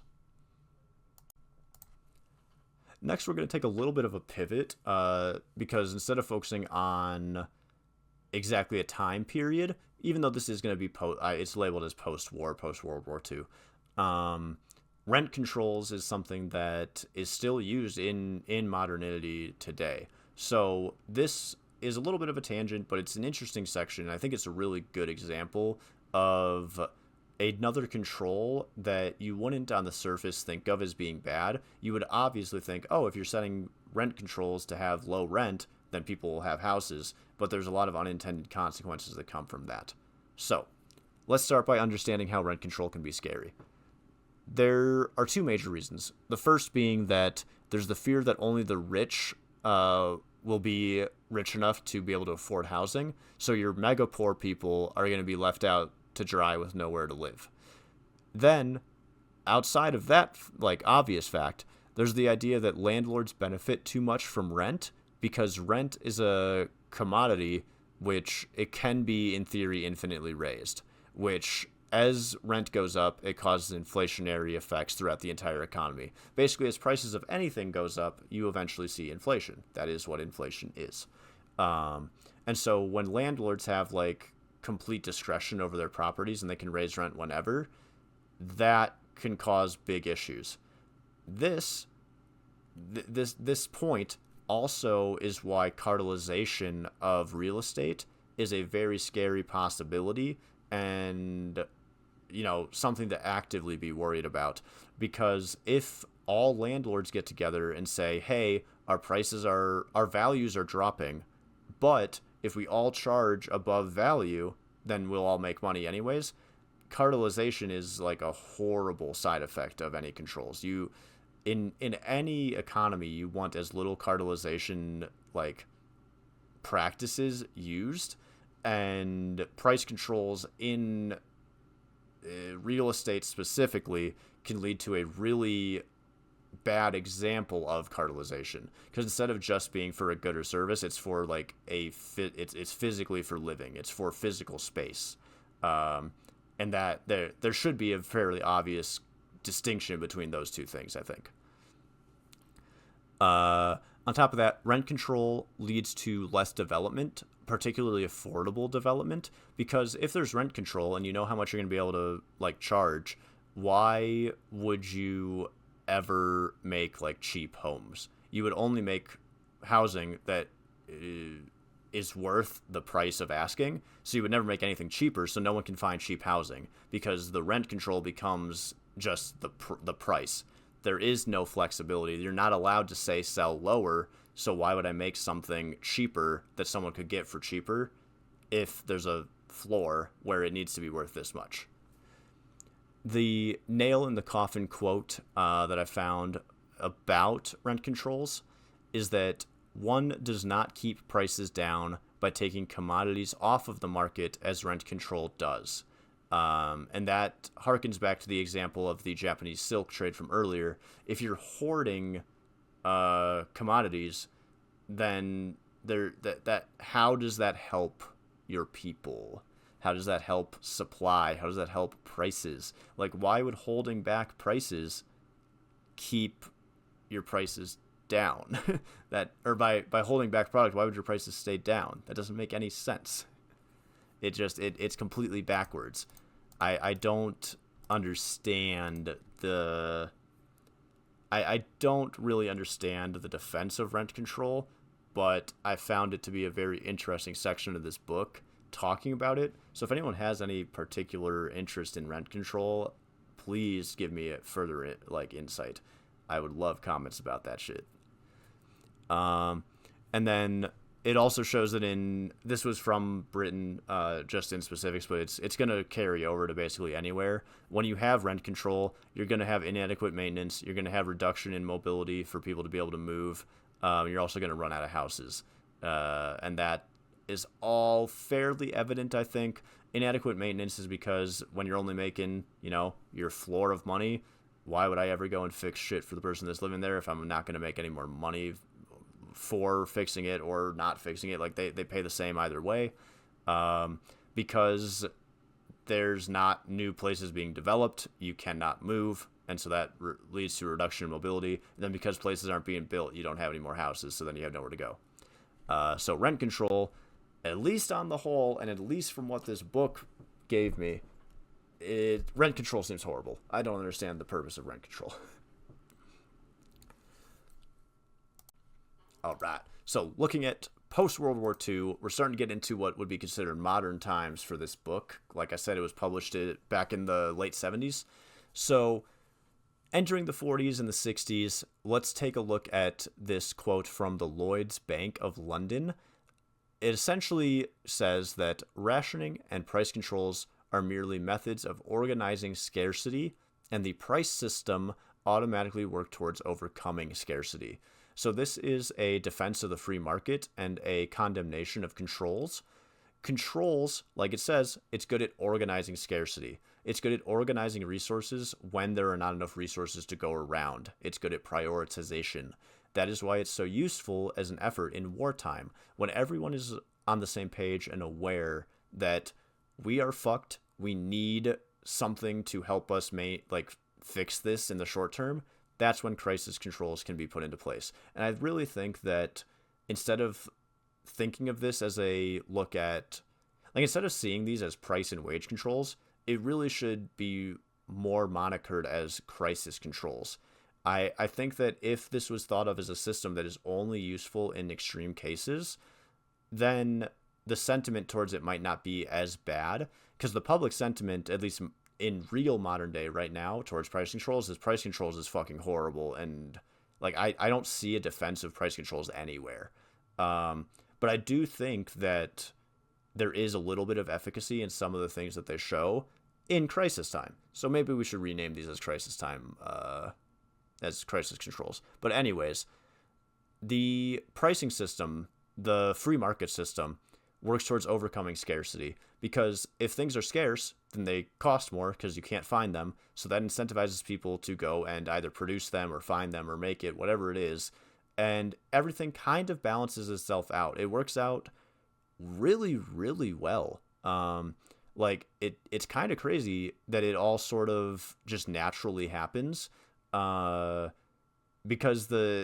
thinking about the system as an abstract, it's kind of crazy that the free market actually works, that you're able to trust people and communicate effectively enough with people to figure out this is what this is worth, this is what this is worth, I think this is worth less, blah, blah, blah, blah. That flexibility that it offers is humongous. And the fact that it can just kind of flourish by itself, as long as you don't, control it, regulate it too much, it's a genius system. And so I thought it was interesting that, after having a bunch of price controls set during the 40s, that Britain then afterwards, at least through the Lloyd's Bank account, shows dude, this is not the system. We need to be back on the price system. And then some other conclusions based on the section about Britain during the post-war. Like I said earlier, the conservative parties in Britain are the ones who kept bringing up price controls. I'm not positive as to why, because I don't have a lot of British history knowledge, but I think it's really interesting to see how the right went for controls when typically it's the left, at least here in America, at least now, that is the one who, pushes for controls. So that's interesting. If anyone has any more information or any backing on that, that'd be cool to know. Please leave that in the comments. And then people are always going to find ways around controls. So a good example from this section was that maximum wage increases were capped, but your maximum hourly wage increase wasn't capped. So you could get paid more per hour and then work less but get around the same money. But it's just the point is that the maximum wages of people was attempted to be capped, and then to get around it and to get people more money still, they would, instead of raising their salary, they would just raise their hourly and fudge numbers. Dude, the point is that you can always, if you control one variable, there will be another variable that can be changed. If you regulate one variable, there will always be another variable that can still be changed, where the outcome is the same, but now you just don't know how you're tracking that outcome because you're not controlling for variable B, you're only controlling variable A. That's all about Britain. There's another little point about, the United States. We actually used price controls during the Korean War. I never was made aware of that. This was brand new knowledge to me. I do want to do a little bit more research on this part in particular, but I also wanted to work on this video. I wanted to get this video started and going because it's been kind of on the pipeline for like a month and a half. So there was a governmental attempt to influence private bargaining and pricing decisions for a substantial portion of the acceleration of prices between 1968 and 1969. That's a quote from the book explaining how controls went badly in the 60s, but there wasn't a whole lot of detail as to what exactly the controls were, but apparently we used price controls and they didn't work, which, guess what? Not a very surprising outcome. And then, I'm not going to really mention it, but Juan Perón, if you want to look him up, he had some price control failures in Argentina. Interesting section of the book. Recommend reading this section of the book. And then Israel is a very particularly interesting case because essentially since their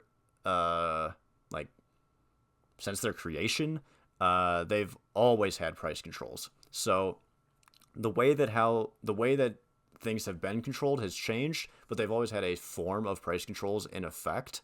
And so this period where they actually had success with their price controls was done during a crisis time, not during their peacetime. And it's just another example that crisis time policies might be partially beneficial. They might be able to do something to help, but Israel is its own can of worms when it comes to price controls. So good luck looking into that. Okay, very quick point on Brenton Woods and fixing currency. This is a little bit, it'd be another tangent point, so I wanted to mention it so you know to go research it, but I'm not going to talk about it much on this video. Essentially, Brenton Woods, it was a big meeting of countries where we attempted to set like fixed currency rates to where like, hey, your euro is worth $0.8, for example. And that's just permanent. It's never going to change until we have another meeting to set currency rates. If you know how currency rates work now, currency rates change and fluctuate all the time on the day. And so attempting to just globally fix them like in a 1-to-1 ratio didn't work out. That was the entire point of the Brenton Woods like conversation. Very interesting section, definitely a bit of a tangent and a lot of information there. Brenton Woods is something that I think it was only brought up probably once or twice in my schooling as like ever used as something important, but it's a really interesting economic time. It's something that I would recommend looking into more specifically when you're not just in my price controls video right now. But really, really cool thing. Definitely take a look at Brenton Woods and how currency rates actually function versus how they were originally intended to function.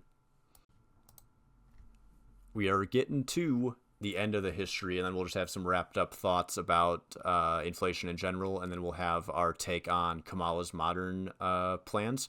But before we get to that, let's start at the modern times at the time of this book, the 1970s. So at the time, we had Nixon. Nixon had many phases of like failure when it comes to price controls. This guy, Darby, concludes that actually our price controls probably worsened the conditions compared to if nothing had been implemented at all, a point that we foreshadowed earlier. And then opposition to Nixon's plans were widespread. They cut across party lines, political philosophy, economic class. Basically, everybody ended up being against Nixon's plan for price controls. One plan that did kind of work was the controlling of frozen red meat. Okay, it gained a lot of public backlash eventually, but originally prices of red meat was skyrocketing through the roof. And so housewives and like normal people were complaining that prices of food were going too far. So a price setting committee was set for this industry in particular. And then it actually was able to fairly effectively price regulate this one industry. However, I'm going to positively say 90% of the frozen meat industry, they were able to control. Running 90% of one industry well with controls is very, very different than running 100% of 100% of all industries in an economy with controls, okay? So even though in one scenario for a time we were able to have price controls be useful in this red meat situation, I do not believe it's comparable to something you could do across your entire economy, which is typically the point of price controls. From this example, though, we've already learned that price and wage controls can be used effectively, temporarily during crisis time. I also believe that it can be used effectively, if sparingly, on certain industries. You don't want it to be something that you're applying to your entire government, but applying to a specific industry, it may be able to be beneficial. A country cannot maintain price controls unless it's also going to curb exports and imports. So this was related to the point earlier, how the price freeze was able to impact exporting and importing prices. Essentially, if you're going to try to control your entire economy, you have to control how you allow exports to happen too, because any outside influence, whether importing or exporting products, is going to impact the economic equation. So even if you have full control of your own economy, if there's any amount of trade, you have to also be able and willing to maintain price controls on the trade. And that becomes a lot more difficult because then you're working with, multiple countries, you're working with foreign relations. It becomes more than just an economic issue. It becomes more of like an all-encompassing issue with relationships as it refers to other countries. And then, so Nixon attempted some controls.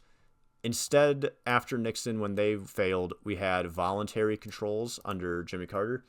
Voluntary controls might sound a little funny, but let me see if I can explain it to you, right? So the government's persuasion, coupled with the ability to influence big business through government contracts, is going to be the new way that we enact war on inflation. That was the Carter administration's view on how this is going to be the new way to fight inflation. We're not going to completely set things and take control, but we're going to make companies aware of what the government's goal is, how we can reach that goal, what their numbers would have to look like, and then to incentivize them to actually reach these goals, we have government contracts that if they fulfill our standards, they can get government contracts. And also, we're the government, we're able to have soft power on you, essentially, as a big corporation that operates within the government, within, the country that the government runs. So voluntary controls, where in return for following them, your business continues to get government work, that's a very good, pro for both sides, okay? This is a way that you could maybe make price controls work. Making the numbers requested known and possibly enacted and not forced leaves businesses more open to probably complying with them, because they're able to figure out whether it is, is the pro of being in a good standing with my government, potentially giving government contracts, blah, blah, blah, is that worth potentially losing profits? And posing that question is a much better system than just forcing the answer of, we are price controlling you. The British conservatives also tried this in the 70s, voluntary controls, and they worked to middling effects. We'll see that the Carter controls were also quite middling. Voluntary controls, because they're voluntary, are obviously going to be less impactful than mandatory controls, but it seems like the way to run the system, particularly if you're going to be doing the system during peacetime. I think during crisis time, you could get away with a little bit more putting your foot down, this is what we're doing, but especially in times of peace, having voluntary controls and just trying to make sure that your incentives that you're offering as the government to businesses are worthwhile is the best way to curb inflation. And then ending this section, I love this quote. This was from page 116. Perhaps there is still some hope that the Democratic Socialists will realize what their Tory predecessors did not, namely, that the major cause of inflation is government overspending, and that all the regulations of prices and wages in the world will not bring about economic health until the government sets its own house in order. The Democratic Socialists and the Tories are referring to Britain politics at the time, but the point of this quote is to show that if the government is going to impose controls on its people, then they're not going to be effective in controlling inflation if at the same time the government consistently overspends and pushes, the money printer to require being used. So essentially, it's just warning that no matter what the government implements, if the government itself is already running a deficit, there's not going to be much that the regulation of prices and wages are going to do to help the economy. If you're going to be the one setting controls for us, then you better be able to follow enough controls and restraint on your own end to, ensure that the economy is going to be fine, that our efforts are not in vain. And it seems like a lot of the time, especially if you look at, like, say, America right now, we are not in a position where price controls would, especially wage controls, but price controls and wage controls would never function well here right now because the government itself is not able to stop itself from spending money. We'd be instead hurting the economy in two different ways rather than just in the main one way of the government overspending. And that is going to conclude the historical rundown of how prices and wage controls have happened. So obviously we didn't cover every example ever, and not a lot of them are in super detail, but I hope that this gives you an overview of, just what the idea behind price and wage controls is, whether or not it can be effective, and how different circumstances impact the effectiveness of said policies. So before going into this, I didn't know anything about price and wage controls. I had no idea if they were effective, and I had no idea what they were really even meant to do. And so I hope that after this, you now understand, this has been tried a lot of times. These are the goals are to help curb inflation. Here are the reasons why they don't work and why they're not enforceable. And here are the situations in which they could be useful. So if you can answer all four of those questions to at least a better degree than you could before watching this video, then I think I've made my point. And the rest of this section is going to be on just inflation in general. So we're going to go over the causes, we're going to go over coping with and the potential cures for inflation. And then we're going to go through our final thoughts and notes on Kamala. So just to give you an idea, now that we're through the actual history lesson of everything. So let us get into the causes of inflation. On the causes of inflation, controls may be able to suppress symptoms of, but do not cure the disease of inflation.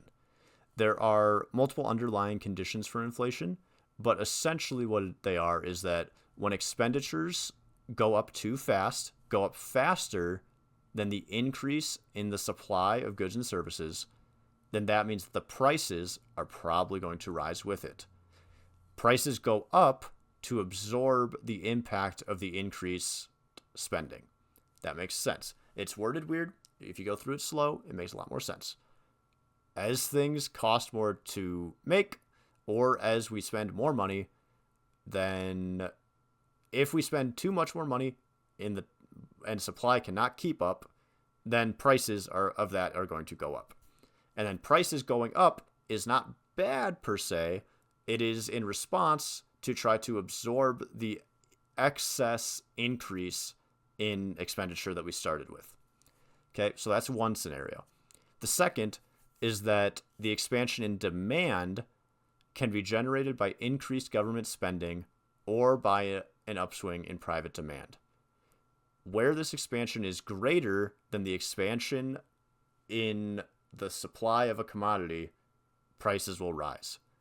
So, if a product is in high demand, and a product can be in high demand because either the government needs it, or the government is spending for it, or there's an upswing in private demand for a commodity, then if the expansion of demand is greater than the supply of the good, then the price is going to go up. Okay? All of this is very kind of technical, logical way of explaining how and why prices go up, and why it's not inherently good or bad that prices go up, but instead this is just how the balance of systems work. These increases in demand and expenditure can occur only when the supply of money is larger than the demand for money balances. Okay? So this only works if there is more money in the system than money that is currently like required by the system. And money balances the demand means like the amount of people willing to buy and trade and borrow money. So if you have enough money to sustain borrowers and economics and business, then you can have all of the above conversation about pricing and increases. All of that, I would really, if you didn't understand it, it's kind of difficult. There is a better explanation in the book. Also, if you Google Milton Friedman, he is the economist that made like a lot of these rules. So if you research into him a bit, you will probably get a better understanding. But that is where my understanding for this video is going to stop. I hope that my explanation was enough. This balance between expenditure, supply and demand, and availability, that is what changes prices. This is the basis for why the price system is better than a controlled system, why the free market runs more effectively than a controlled market. Okay, so if inflation is always going to be present, it's going to be a factor, it's something that we have to deal with, it's just naturally occurring within the money system. How do we cope with it, and is there eventually a cure for it? Okay, one way to cope with it is the idea of indexation. So, indexation is an economic concept where certain financial values are adjusted periodically based on changes in inflation, cost of living, you could set other parameters. But the goal of indexation is to maintain the real value of money or assets over time, particularly when inflation or other economic changes affect the value of money. So, some common forms of indexation that you might have seen or might be aware of. Labor contracts sometimes adjust for cost of living raises. So even if in your contract you're not really given you're not promised a raise, you might be promised that, hey, if in a year inflation has gone up 2%, we will pay you 2% more to keep up. That sort of deal. Social Security and pensions are most of the time indexed towards inflation. So they're indexed and they use inflation as their metric. So if inflation skyrockets, your Social Security and pensions, like the real value of your money in there will also keep up with that inflation. So it means that, like, let's say you had 10K in your Social Security and then inflation goes up 10%, you would think you would lose 10% of your money in like buying power.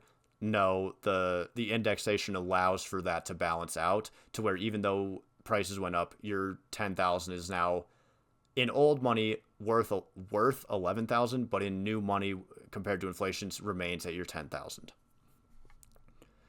Loans are very often tied to indexed rates. That's so that you make sure that if I loan you $10,000 and in 5 years $10,000 is actually worth 15, then I'm actually getting $15,000 from you, not $10,000. Many countries index their tax brackets, and that allows to make sure there's no bracket creep. Bracket creep is when, let's say this year you made $20,000, and that means that you pay 10% tax. If next year you make the same money, but your $20,000 is now worth $25,000 because of inflation, that jump, if the next bracket was $25,000, you're not going to now pay more tax because of inflation, because your bracket is indexed towards inflation. So indexation is essentially like an insurance policy to keep everything equal, to make sure that two sides of a contract are always actually the same value, even when there are changes in the economy surrounding the deal. And then in some places, rent can be indexed to make sure that rent stays the same value, which I know is different than rent control. I get it. I conceptually understand, but I would like to get a little more insight into how indexation of rent compares to like rent floors and rent controls. The rent seems like an interesting like side tangent point of this conversation that I think might make an interesting video later on. So maybe we'll tackle that later. But sometimes rent is indexed too, is the point. And then another way to fight inflation is with escalator clauses. So escalator clauses are provisions in contracts where you can adjust terms based on specific triggers. So normally it's going to be like inflation or if like the market explodes. Escalator clauses protect both parties from the eroding effects of inflation, ensuring that the real value of payments remains consistent over time. It's different but similar to indexation. And all of this can be found in chapter 18 of the book. It can be tough to parse. It's difficult higher up level economic like understanding. So like it's difficult to fully, there's a word I'm thinking of. It's hard to just like pull in and understand instantly, It's one of those things that takes effort of like, okay, go step by step. If this happens, then this makes sense, and this is why this helps counteract this. You want to look at economics like it's a math equation, and eventually both sides should balance out. And these kind of clauses and indexations allow for the balancing out of both sides, is the main point. The final thoughts that I have on the book, there was a section really quickly that referenced margin squeezing. So margin squeezing is a price ceiling that squeezes profits in relation to worker wage. And that to an employer is just an increase in wages. So if you put a price ceiling on a product, and let's say your small business only makes that product, as the owner, you can see that price ceiling as just an increase in wages because it's a cost that you're not going to be able to overcome in any other way. Price ceilings make it less profitable to employ as many people as before. That can be either price ceilings or wage ceilings as well. As the margin between like how much like a business makes off of their items gets squeezed and goes lower, the less valuable workers are the first ones to go. And the less valuable workers are those who are either paid less or are less experienced and skilled. The less experienced and skilled are supposed to be the people that price controls are meant to protect. But if controls lead to this margin squeezing, then those workers are the first workers to get laid off. And so even though the system was put in place to attempt to help the lower class, the squeezing leads to them losing their jobs because they're less experienced, and it becomes less profitable for the company who's already making less because of the price controls. It becomes less profitable for them to have shittier workers around. And there's not enough incentive because there's not enough profit to be gained due to the price control for them to like take the hit in productivity to teach someone new. And so margin squeezing is another adverse effect of how controls can negatively impact the people they are meant to be helping in the first place. Price controls directly contradict the free market, and it's very difficult to see either side of the U.S. political sphere getting like on board with price controls, okay? They're quite antithetical to the entire American economic experiment, which I believe is why they have such negative PR around them. I want to kind of caveat that with, remember, we could use them in crisis time. They seem potentially still useful in crisis time in specific scenarios.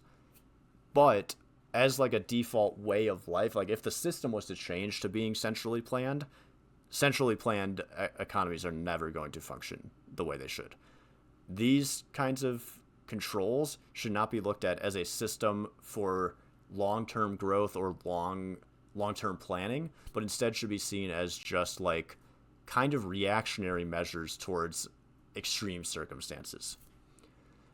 Pelletier Webster has a quote about price controls during the War of Independence that says, "It is not more absurd to attempt to impel faith into the heart of a non-believer by fire and faggot," that means by burning them, "or to whip love into your mistress with a cowskin, than to force value or credit into your money by penal laws." Essentially, what it's saying in very expressive ways is that if there's the same amount of like end goal as I want you to be Christian, so I'm going to burn you at the stake, or I want you to love me, so I'm going to beat you.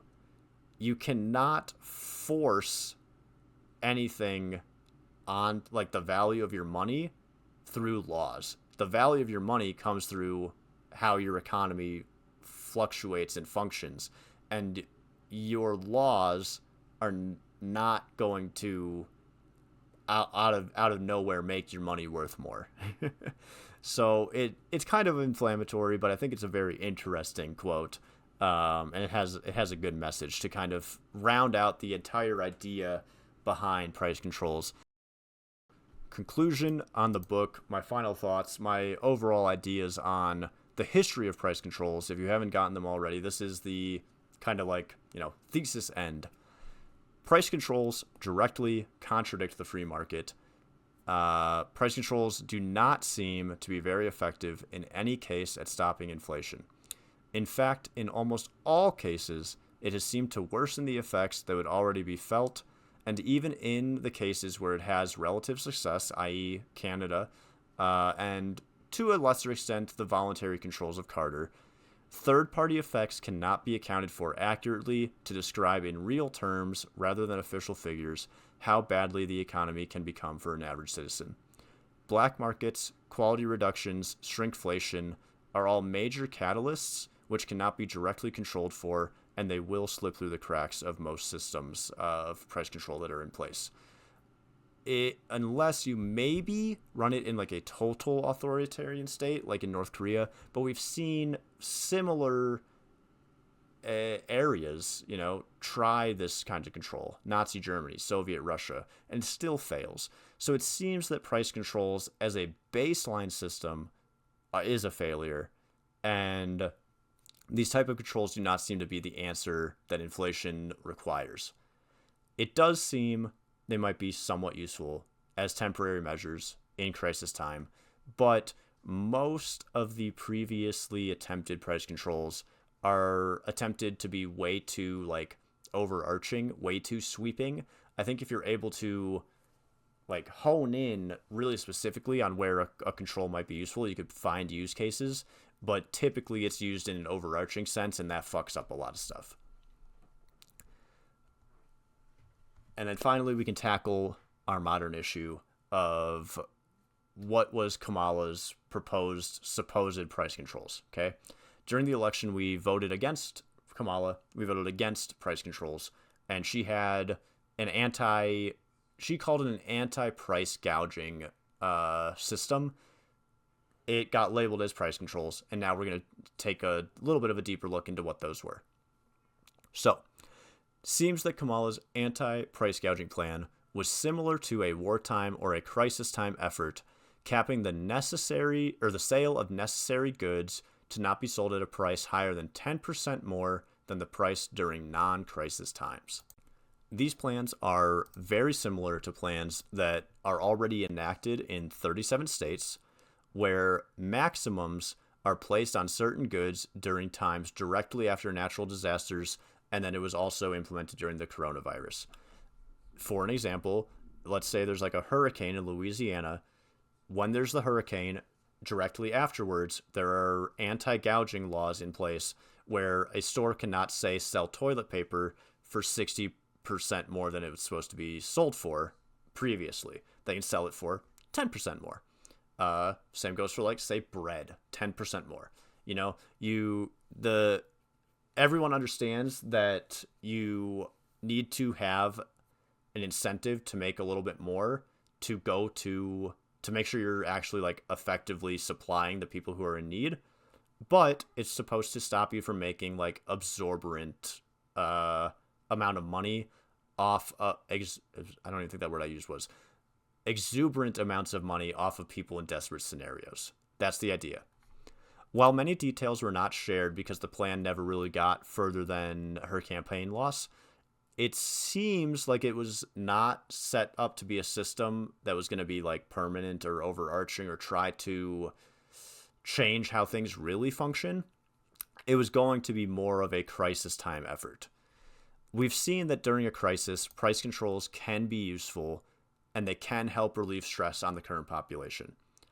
It might have prices to pay in the future, but it can be a very useful tool to combat inflation temporarily. What throws such a large wrench into the public opinion of Kamala's plan is that her and Biden's stimulus during the coronavirus, the money printer going burr, is blamed for a lot of the inflationary impact that we're seeing now. How much of that is true or not, that's a whole other bag of worms. It's a big debate. There's a lot of info. There's a lot you could get bogged down in there, so we're not going to. But the idea of her having made this problem and now having to fix it is not a great look. Historically, on top of that, price controls don't have broad support. So even at the best of times, or at the, like, most necessary of times, it's a difficult sell. And then Kamala and the Democrats were not in the best of scenarios to be pushing this kind of price control. On top of that, the proposed need for controls from Kamala comes from this concept of greedflation occurring. Greedflation, particularly in the food and grocery industries, was, like, the main call to arms for why this should happen. During the coronavirus, these industries were able to charge much more because there was so much more demand for their products, as well as major shipping issues, which drastically changed the prices of how it took to get goods to market, you know? So throughout the entire video, we've been talking about how there's always a built-in barrier or, like, buffer for transportation costs.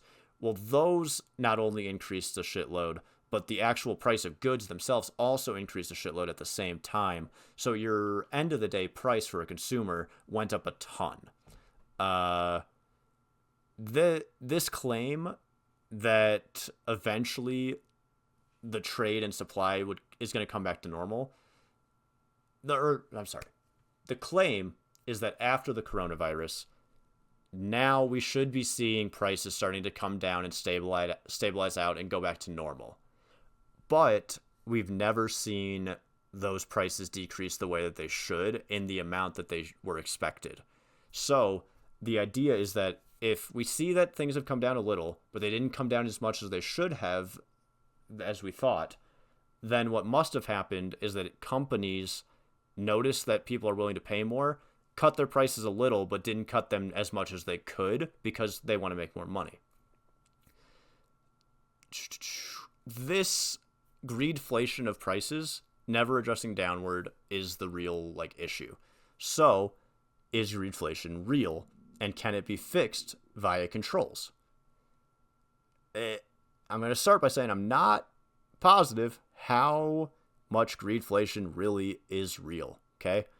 It's very difficult to know without being a business owner, without being in a position of someone who's dealing with all that, to know for sure how much is just speculation and how much is actually people just being greedy and charging more.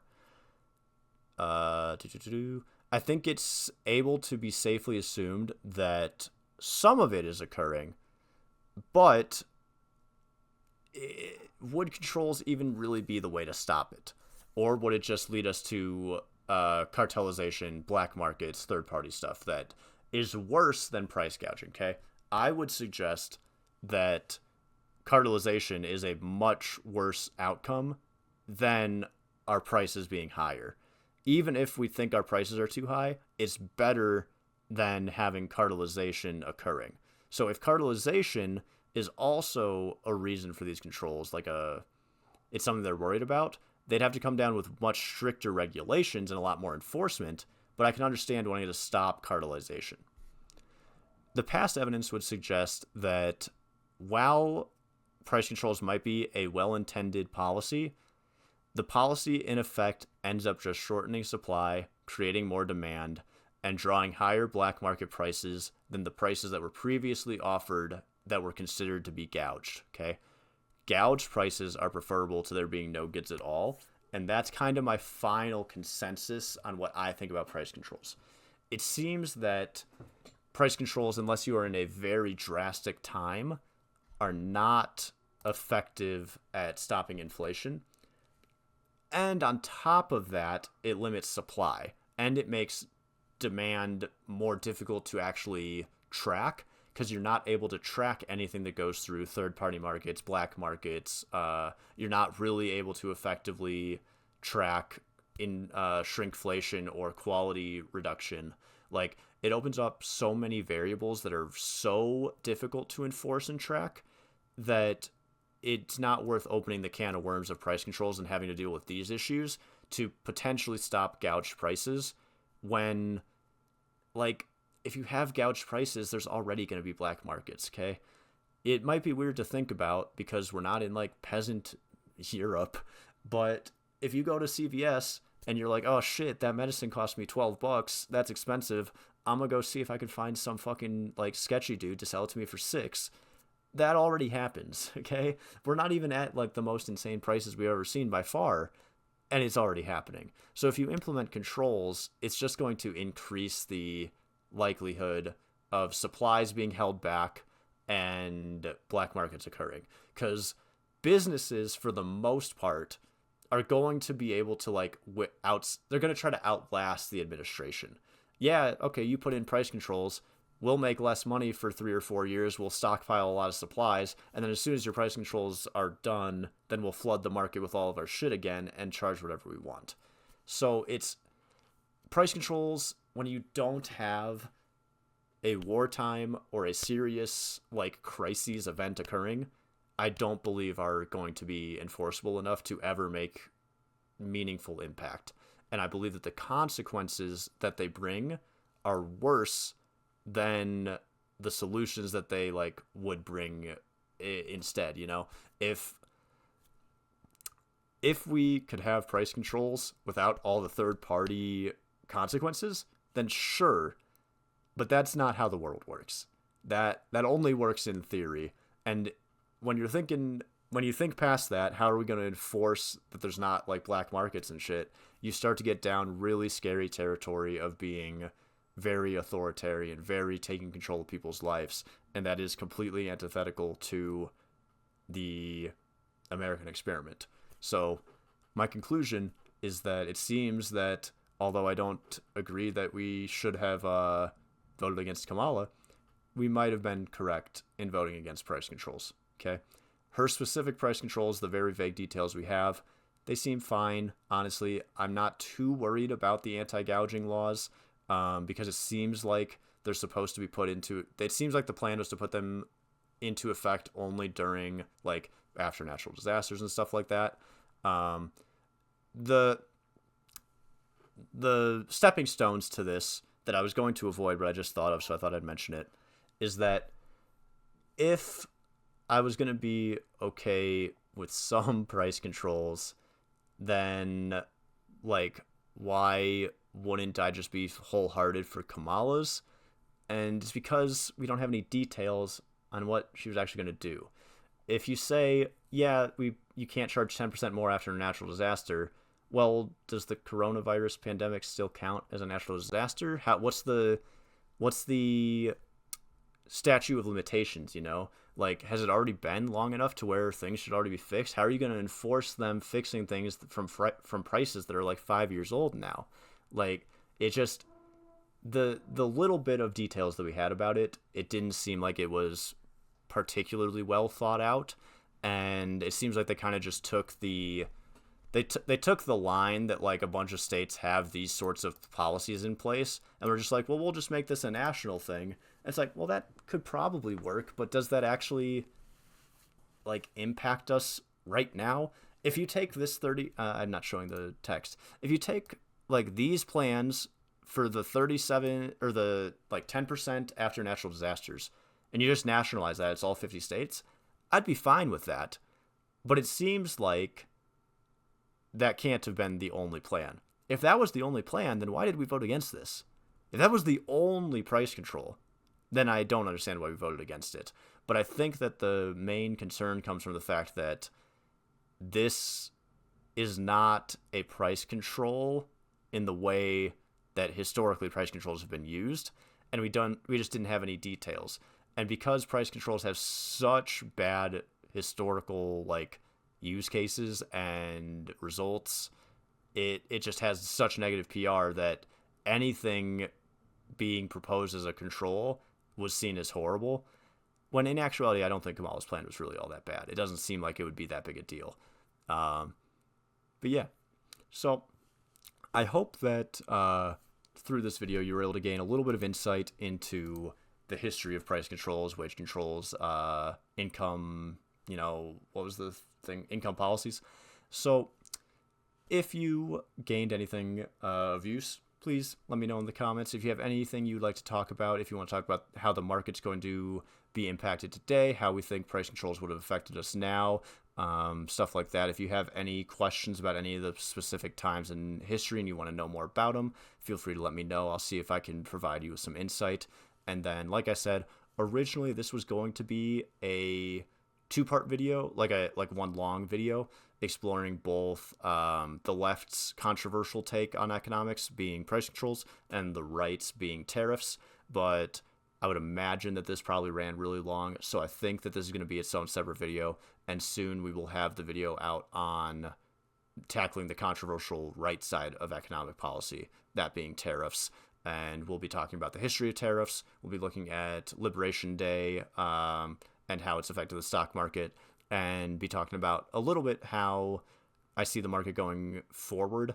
I hope to, as I use this channel more, one, we're talking about politics a lot. Obviously, this is mainly going to be politics focused, but politics is very interwoven with economics and the market and things like that. So I have a lot of fun talking about stocks and seeing where the world's going, and just thinking, I really find all of this very interesting. So if there's anything politically sphere related, economic related that you'd like my insight or my thoughts on, if you have anything that you'd like to see a video on in the future, please let me know in the comments.